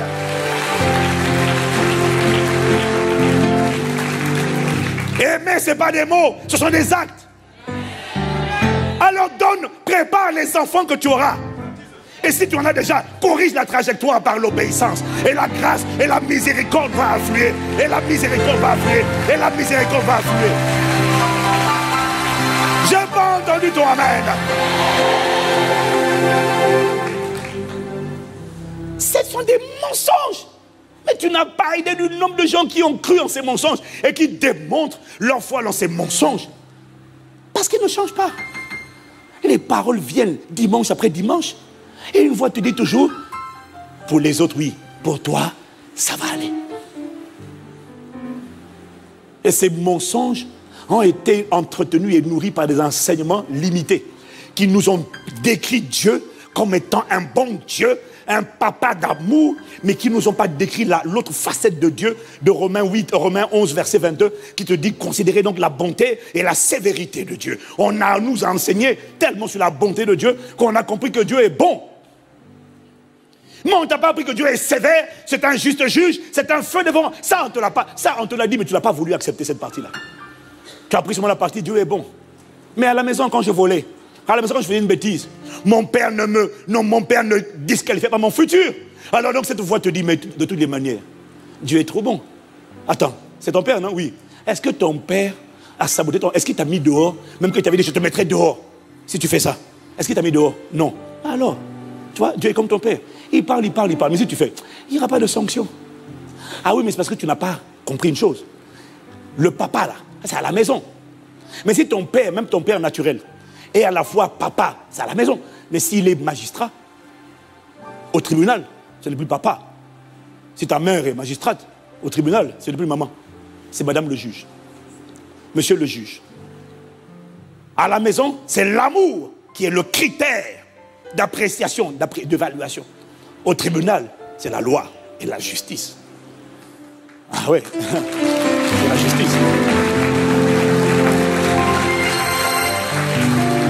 Tu n'as pas un portrait équilibré de Dieu. C'est une séduction. C'est une séduction. On est séduit. Parce qu'on n'a pas un portrait équilibré. Oh, papa bon Dieu. Non. Papa bon Dieu, oui. Mais c'est un feu devant, c'est un juste juge. J'ai appris l'histoire du président du Rwanda, Paul Kagame.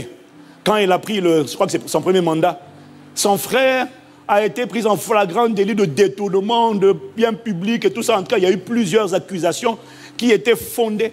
Son propre frère, même sang, même père, même mère. Son frère est allé en prison. Le président n'a rien fait pour le sortir de la prison. Et les gens ont demandé, mais comment le frère peut envoyer son frère de sang en prison? Comment il peut faire ça? Alors qu'il est au pouvoir.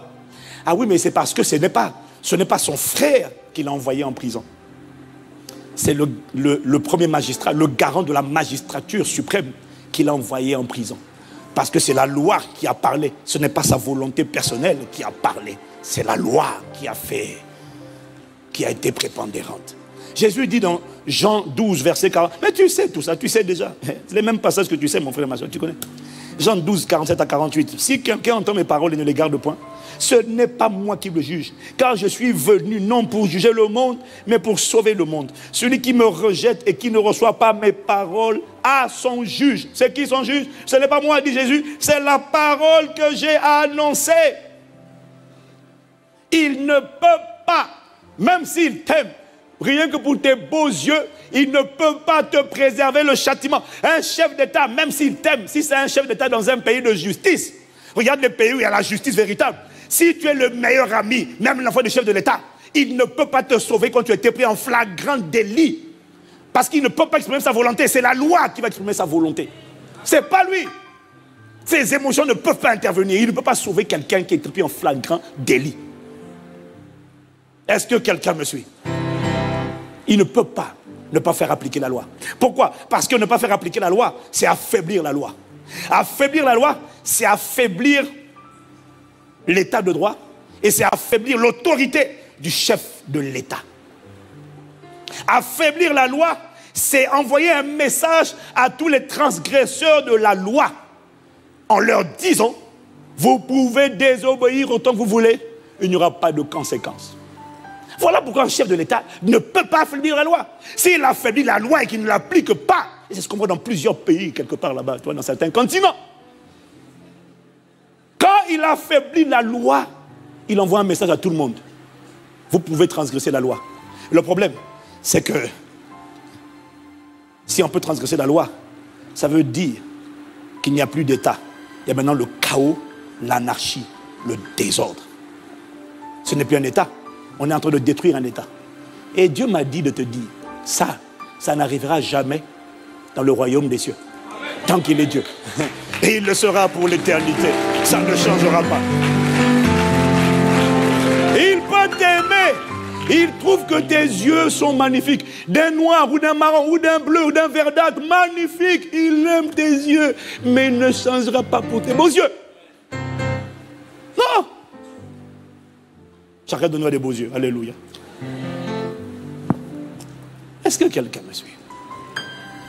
Bien-aimé, ne te trompe pas toi-même.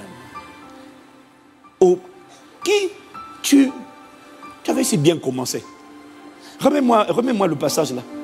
Romains chapitre, voilà, Galates chapitre 5. Tu avais pris un bon départ. Qui a brisé ton élan pour t'empêcher d'obéir à la vérité? Qui a fait ça? Qui est derrière? Qui a cassé cet élan? Et il dit, ça ne vient pas de moi. C'est le tentateur qui est derrière. Pourquoi? Parce qu'il ne veut pas. Quand Dieu te demande d'obéir à la vérité, Dieu veut faire. Tu vois, il m'a dit, je finis. Celui qui cache ses transgressions ne prospère pas. Celui qui les avoue et les délaisse obtient miséricorde. Pourquoi il te demande de faire tout sortir, d'obéir à la vérité, quelles qu'en soient les conséquences? Pourquoi il te demande ça? C'est parce qu'il veut envoyer sur ta vie une dimension de miséricorde. Sur 2018, là, une dimension de miséricorde qui va lui permettre de faire sortir de toi une version de toi que tu n'avais jamais vue, que Satan n'avait jamais vue, n'avait même pas imaginé. Mais il dit, donne-moi le pouvoir. Donne-moi le pouvoir en obéissant à la vérité. Parce que ce que tu caches révèle un démon qui est assis. Et laisse-moi te dire une chose qu'il m'a dit hier. Il m'a dit, cacher les choses, ça veut dire opérer dans les ténèbres, dans l'obscurité. Et laisse-moi te dire une chose. Dans le domaine des ténèbres, Satan est le spécialiste, c'est son environnement. Tu ne peux pas le battre. Il est trop fort à l'intérieur. C'est dans les ténèbres qu'il se renforce. C'est dans les ténèbres qu'il se déploie. C'est dans les ténèbres qu'il se fortifie. Donc, un esprit que tu caches est un esprit qui se consolide, qui se fortifie, qui devient musclé, qui grandit chaque jour. Et il va te démolir. Et démolir ta postérité. C'est ce que tu veux? Réfléchis. D'où vient cette voix? Il t'a convaincu que tu peux. Non, ça va aller. Continue de désobéir. N'inquiète pas. Dieu est miséricordieux, lent à la colère, riche en bonté. Tu n'es pas obligé d'obéir. Pasteur, il exagère. Il ne connaît pas, il ne comprend pas les difficultés. Il ne comprend pas que c'est dur pour l'âme. C'est dur pour ma réputation. Ah bon? Qu'est-ce que tu préfères? Ce qu'on dit, le bien qu'on dit de toi aujourd'hui ou ta destinée? Tu préfères quoi? Réussir ta destinée ou qu'on dise du bien de toi aujourd'hui, sachant que de toutes les manières, ce que tu caches finira par être révélé. Et ça détruira ta destinée. Il m'a dit, il veut nous faire miséricorde. Mais il faut qu'on sorte totalement de nos entrailles toutes ces choses que tu caches depuis trop longtemps et pour lesquelles tu sais, tu as la conscience de ça. Dès que tu veux avancer, Satan te dit, si tu dis tel genre de choses, si tu fais tel genre de choses, je vais balancer ça. Alors il y a des gens qui se laissent séduire et qui disent, ok, j'ai fait une bêtise pendant que tu as ICC, je vais aller avouer ça, mais il va avouer ça au Congo. Il va avouer ça au Gabon. Hein, pasteur, j'ai fait telle chose. Ah non, mais est-ce que c'est le pasteur là qui t'a établi? Est-ce que tu sers sous sa responsabilité? Est-ce que c'est lui l'autorité à laquelle tu rencontres? Non. Pourquoi? Parce que tu n'as pas envie d'avouer. Tu n'as rien avoué. Tu as avoué quand tu viens dire la vérité aux gens sous lesquels tu es établi. Tu as déjà vu un enfant qui a volé l'argent chez lui et puis il va voir des voisins lointains à la maison là-bas. J'ai piqué de l'argent, j'ai piqué ci, j'ai piqué ça. Mais ce ne sont pas eux tes autorités sur lesquelles tu t'es établi. Ce sont tes parents. Quand c'est à la maison, va voir les parents.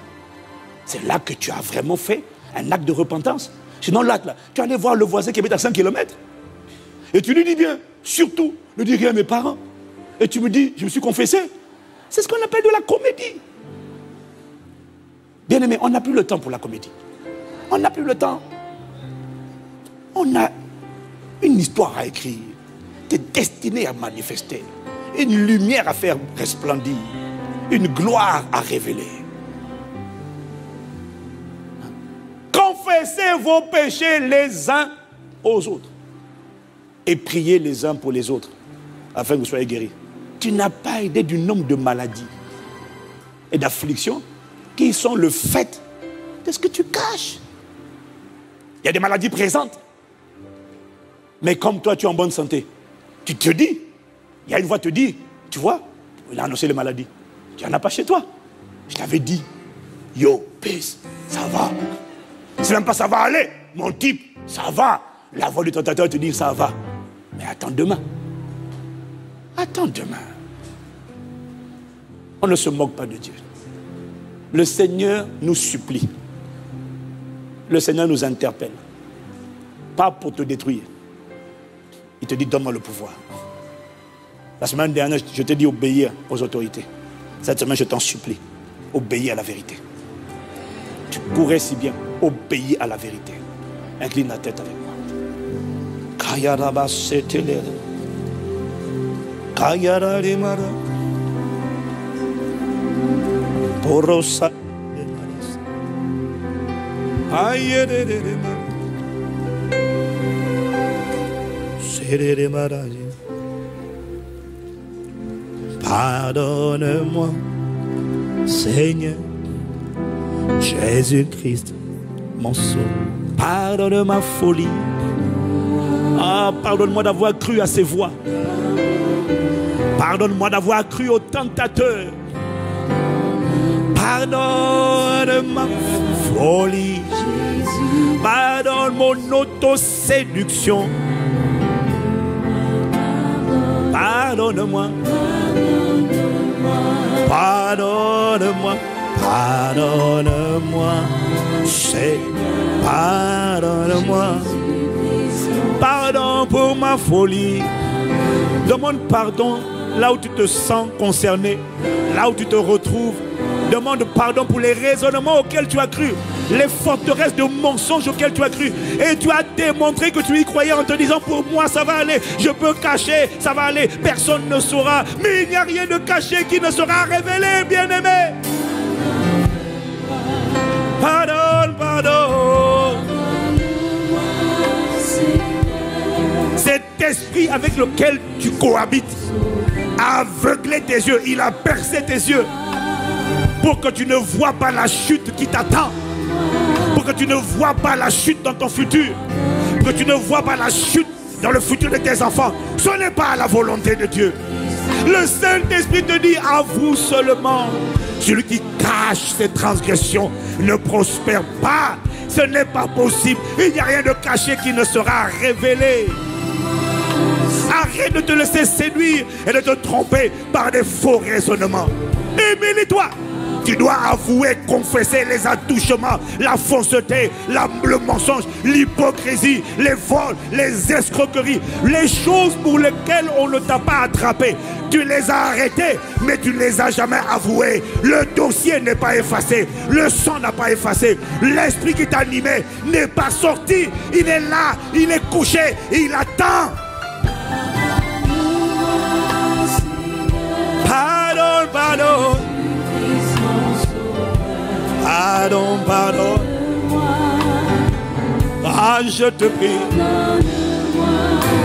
Yarara shayara katanirema barose kitalarema barosaya rebekataya mayero sokabelere marasaya.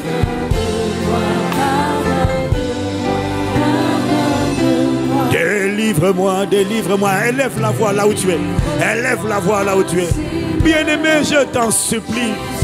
Quand Dieu te demande d'avouer, c'est comme le chirurgien qui te demande de le laisser toucher la plaie. Ne la cache pas, elle va s'infecter, elle va infecter ta santé. Elle s'était localisée, ça va gangréner, ça va devenir une gangrène qui va prendre tout le corps. Ne la cache pas, laisse-moi le chirurgien, laisse-moi toucher la plaie. Expose-la, avant que je ne la touche, il faut l'ouvrir, il faut l'exposer, il faut enlever ta main. On ne peut pas soigner une blessure où tu mets ta main, on ne peut pas la soigner. Enlève la main, expose-la. Accepte de paraître nu devant lui. Accepte de paraître nu devant les autorités qu'il a établies. Accepte. C'est un menteur, c'est un calomniateur, c'est un tentateur qui te dit cache la plaie, cache la blessure, cache ça. Il ne faut pas qu'on voit. Dieu sait et Dieu finira par le faire savoir. Dieu finira par le révéler. Juge-le maintenant, expose ce démon, ouvre la plaie, ouvre, enlève la main, enlève la main. À l'hôpital, quand tu veux te faire opérer, tu ne peux pas garder les vêtements. À l'hôpital, on te demande d'être nu en salle d'opération, on te demande d'être nu, on ne peut pas opérer quelqu'un qui a un jean, qui a de non. À l'hôpital, on n'a pas besoin de tes vêtements. À l'hôpital, on exige la nudité. Dieu exige que tu te mettes à nu devant lui. Ne cache pas, il veut faire la chirurgie. À vous.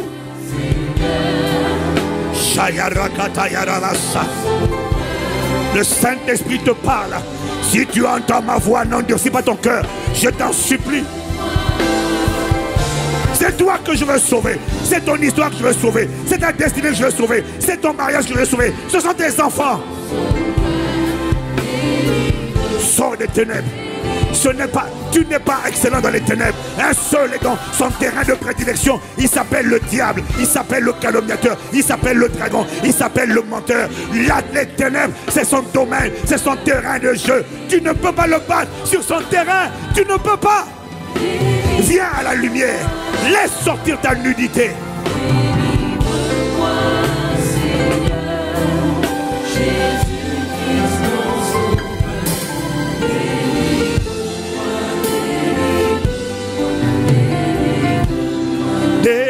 Délivre-moi.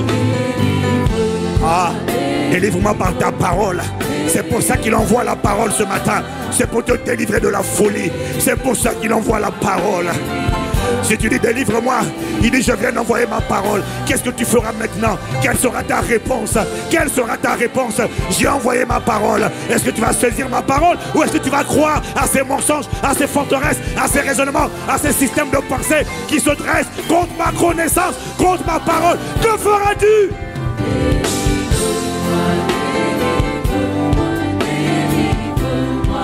Délivre-moi.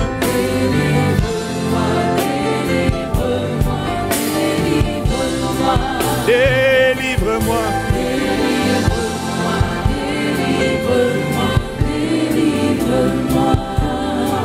Délivre-moi. Avouez semble toujours difficile. Mais le jour où David a avoué, lorsque Nathan lui a dit ce qu'il avait fait, il n'a pas essayé de négocier. Il n'a pas attendu un jour. Il est allé, il s'est empressé d'aller devant Dieu. Et il a écrit le psaume 51. C'était son aveu. Il a demandé pardon forcément aux gens qu'il avait blessés, offensés. Aux gens qu'il avait trahis. Il a demandé pardon. Ça a été dur. Parce que derrière ça, derrière David a fait un enfant. Et l'enfant a été frappé. L'enfant est mort. Mais ce n'était pas la fin de l'histoire. C'était juste la récompense de sa désobéissance. Mais plus tard, il a eu un enfant avec la même femme. Cet enfant s'est appelé Salomon. Et il a fait la joie et l'allégresse de son cœur. C'était le signe de ce que Dieu lui avait fait miséricorde. Il est passé par une phase d'embarras. Mais la colère de Dieu ne dure qu'un instant. Sa bonté dure toute la vie. Sa miséricorde durera toujours. Sa miséricorde te relèvera. Sa miséricorde atténuera. Elle limitera les dommages. Mais humilie-toi. Décide en sortant d'ici de dire la vérité. À qui tu dois la vérité? Décide de dire la vérité. Il n'y a pas que Dieu. Il y a aussi les hommes. Il y a aussi les hommes. Père, merci. Est-ce que aujourd'hui tu interpelles chacun d'entre nous? Tu as dit, Seigneur Jésus, le prince de ce monde vient. Il n'a rien en moi. Oh, nous t'implorons. Rends-nous capables de dire par ta seule grâce, le prince de ce monde vient. Il n'y a aucun article. Il n'y a aucune casserole. Il n'y a aucun dossier à charge. Il n'y a rien qui puisse agiter contre moi. Parce que par ta grâce, tu nous rends irréprochables. Sans tache, ni ride, ni rien de semblable. Mais saint, pur, c'est possible pour ceux qui disent la vérité. Et qui enlèvent à Satan le pouvoir de les intimider et de les soumettre. Alors que tu décides de dire la vérité. Que l'emprise, que Satan, que les portes ouvertes, les démons que tu autorises là, tu ne sais même pas qu'ils ont ouvert les portes à d'autres démons pour venir entrer dans ta vie. L'esprit que tu autorises, que tu caches, fait rentrer d'autres plus méchants que lui. On prie pour toi et ça n'agit pas. On prie, ça ne marche pas. Alors que c'est toi qui as donné un droit d'accès. Mais alors que tu décides de revenir à la vérité, d'obéir à la vérité, que tout esprit qui s'était appesanté sur ta vie à cause de cette désobéissance, alors que tu choisis de marcher dans la vérité et de mettre cette parole en pratique, Père, dans le nom de Jésus, que tout ce qui affligeait mon frère et ma soeur, qui décide d'obéir à ta parole, soit brisé, soit brisé, soit brisé, soit brisé. Que l'étau que Satan mettait sur cette personne soit cassé, démoli au nom de Jésus. Que le bras du méchant qui s'est appesanté sur ta vie soit brisé au nom de Jésus. Ce qui te tenait ne te tiendra plus. Ce qui t'intimidait ne t'intimidera plus. Que les portes, à cause de ton obéissance à la vérité, les portes que tu avais ouvertes lorsque tu marches dans l'obéissance, ces portes sont fermées, scellées par le sang de Jésus. Tu chercheras ceux qui faisaient la guerre. Tu chercheras ceux qui te combattaient. Tu ne les trouveras plus parce qu'ils sont réduits à néant. Au nom de Jésus, que la miséricorde parle en ta faveur, que la grâce surabonde dans ta vie et te relève et te redresse. Au nom de Jésus, que Dieu réécrive ton histoire, qu'il modifie la trajectoire de ta destinée. Dans le nom de Jésus, choisis la vérité. Nous te remercions parce qu'en sortant d'ici, nous serons plusieurs à accepter de montrer notre nudité. Les choses que tu cachais là, prends rendez-vous avec les pasteurs, pas tes voisins, les pasteurs. Viens demander conseil, nous sommes nombreux. On va te recevoir. Il faut que tout ce que Satan t'a fait ingurgiter et qui bloque ta vie de prière soit vomi de ta vie, soit vomi par la confession, vomi par la repentance, vomi par la vérité, vomi parce que tu avoues. Et Dieu te relève, Dieu te restaure, Dieu te fait grâce et miséricorde. Parce qu'en venant parler, en venant confesser, tu décides de te juger toi-même. Et le jugement de Dieu ne t'atteindra pas. Au nom de Jésus. Que ce soit ton partage. Dans le nom de Jésus. Amen, amen, amen, amen, amen, amen.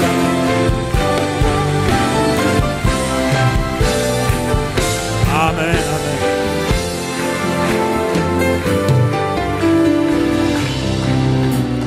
Waouh. J'ai dit waouh. Bien-aimé, la Bible dit, quand vous entendez sa voix, n'endurcissez pas vos cœurs. Tu ne peux pas t'opposer à une parole comme ça. Tu peux choisir d'obéir ou tu peux choisir de laisser le pouvoir à Satan. Mais, laisse-moi te dire, Dieu n'envoie pas une parole en vain. Et il dit, à celui qui a beaucoup reçu, on demandera beaucoup. Je t'en supplie. Je t'en supplie. Quand le médecin te dit, déshabille-toi avant la chirurgie, son intention, ce n'est pas de t'embarrasser. Son intention, c'est de t'opérer, de te délivrer. Que cette parole soit reçue dans ton cœur et soit pratiquée au nom de Jésus. Que le voleur de la parole soit réprimé au nom de Jésus. Je n'ai pas entendu ton amen. Acclame, acclame, acclame, acclame, acclame, acclame, acclame.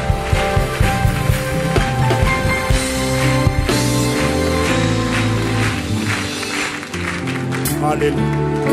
Il y a quelqu'un, avant que je ne rende le micro, il y a quelqu'un qui a entendu cette parole et qui est venu là, peut-être pas pour la première fois, mais en entendant cette parole, tu te dis, je ne veux pas que Satan, que le diable ait du pouvoir dans ma vie.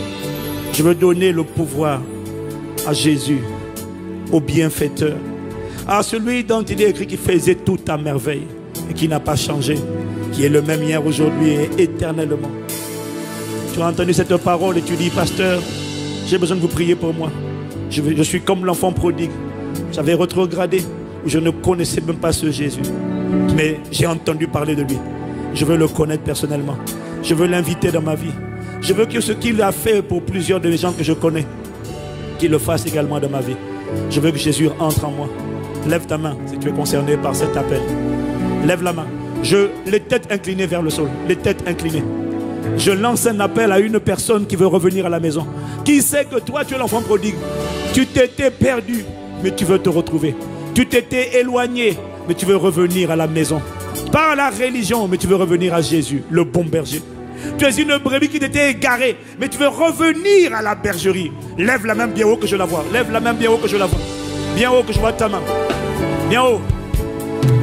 Si tu es avec quelqu'un qui t'a accompagné, alors tu peux laisser tes affaires. Mais si tu es venu tout seul, alors prends tes affaires et viens ici, nous allons prier pour toi. Nous voulons prier pour toi, nous voulons prier pour toi. C'est le jour de ton salut, c'est le jour de ta restauration, c'est le jour de ta réconciliation, c'est le jour de ton relèvement. Pendant que l'assemblée acclame pour ces hommes et ces femmes qui n'ont pas eu honte de lui, qui acceptent de venir publiquement, qui acceptent de venir devant. Et sur internet, tu as juste à appuyer le bouton. Appuie ce bouton pour répondre à l'appel au salut. Ils sont nombreux, ils viennent de tous les côtés. Acclame, acclame, acclame, acclame. Tu peux repartir et repartir. Tu peux repartir à zéro. Tu peux repartir en héros, en héroïne. Avec Jésus-Christ pour berger. Tu peux. Waouh, ils sont nombreux. Ils reviennent à la maison. Il y a de la joie dans le ciel. Le Père de grâce, le Père d'amour se réjouit ce matin. Tu peux et repartir. Tu peux repartir. Tu peux repartir en héros avec Jésus-Christ. Et repartir.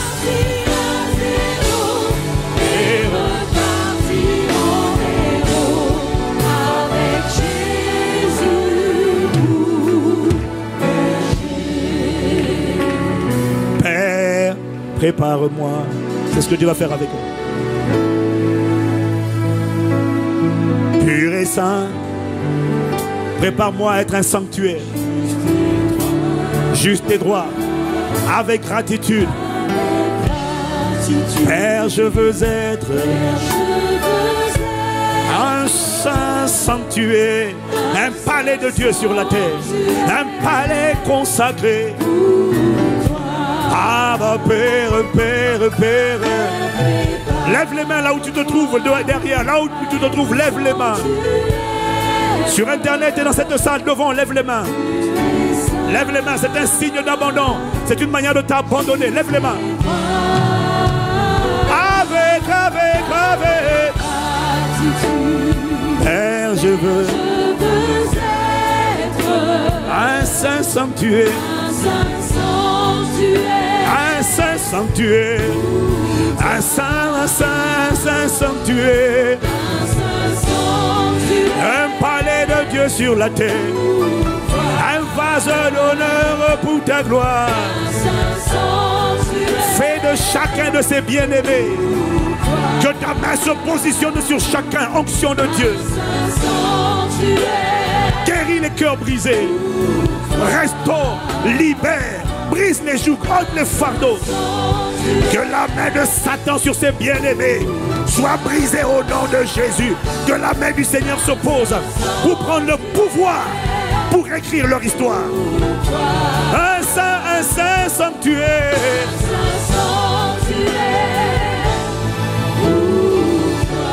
Oh, ils sont nombreux ce matin, ils sont nombreux.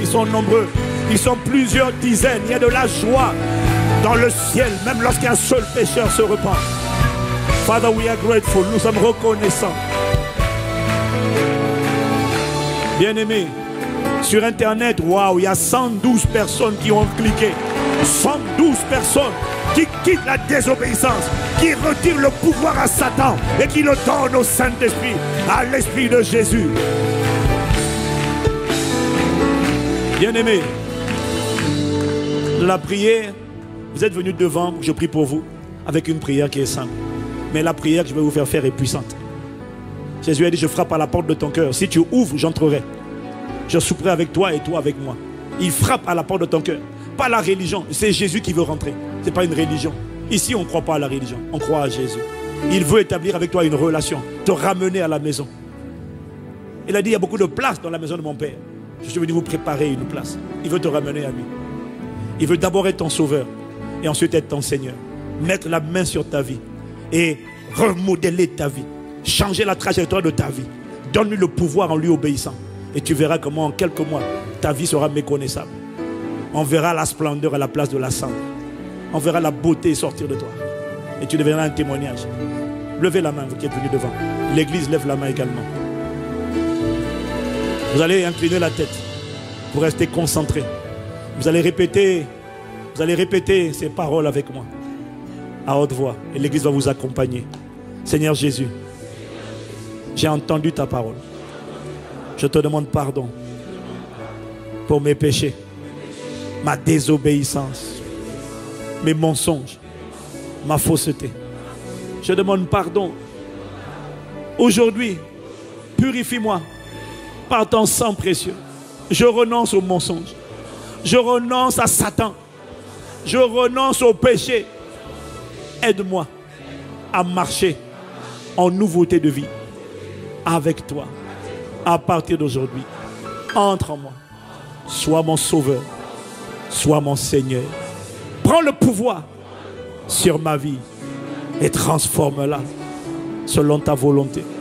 Au nom de Jésus, je crois, après cette prière, que je suis désormais enfant de Dieu. Au nom de Jésus. Amen. Amen. Amen. Wow. Wow. Bien-aimés, nous sommes tellement heureux que vous soyez là, que vous ayez répondu à cet appel. La famille de Dieu vient de s'agrandir. Et nous voulons prendre soin de vous. Et je demande à tous ceux qui veulent faire partie des gens qui vont nous aider à prendre soin de nouveaux convertis, des tuteurs. On a besoin parce qu'il y en a de plus en plus chaque dimanche. La famille s'agrandit, il faut un plus grand nombre de soldats pour aider. Un jour aussi, on a répondu à ce genre de prière. On a prié pour nous, on m'a prié pour moi, on m'a tendu la main. Je suis devenu ce que je suis devenu parce qu'on m'a aidé. C'est ce que nous voulons faire avec vous. Vous aider à devenir plus fort, ne peut pas vous laisser livrer à vous-même. Voilà pourquoi vous allez suivre les conseillers. On veut prendre vos coordonnées. Dès cette semaine, on va se contacter. On va vous contacter.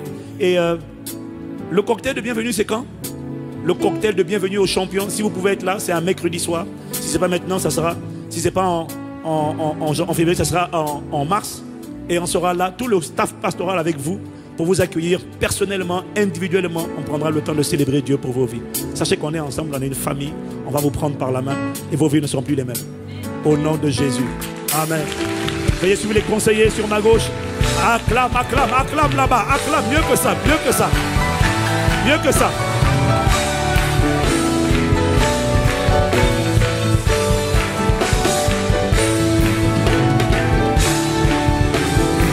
Acclame, acclame, acclame, acclame.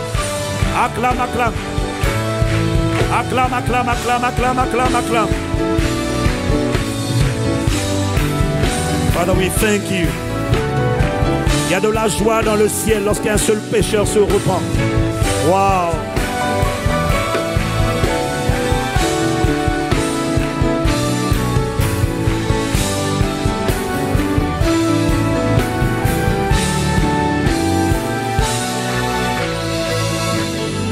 Seigneur, cette parole ne sera pas volée.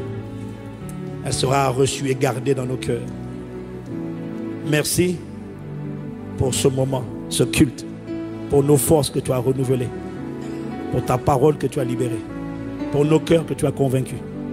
Merci. Aucune parole de gratitude ne pourrait suffire à te dire merci, de nous délivrer de la folie attachée au cœur de l'enfant.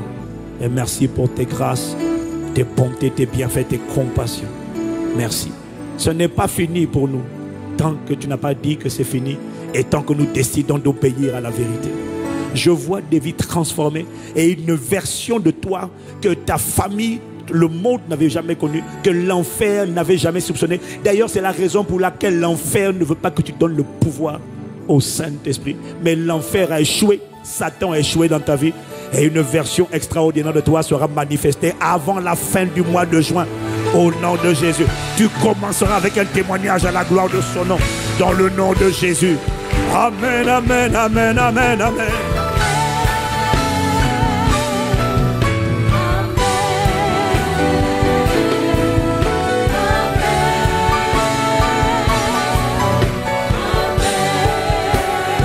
Amen, amen.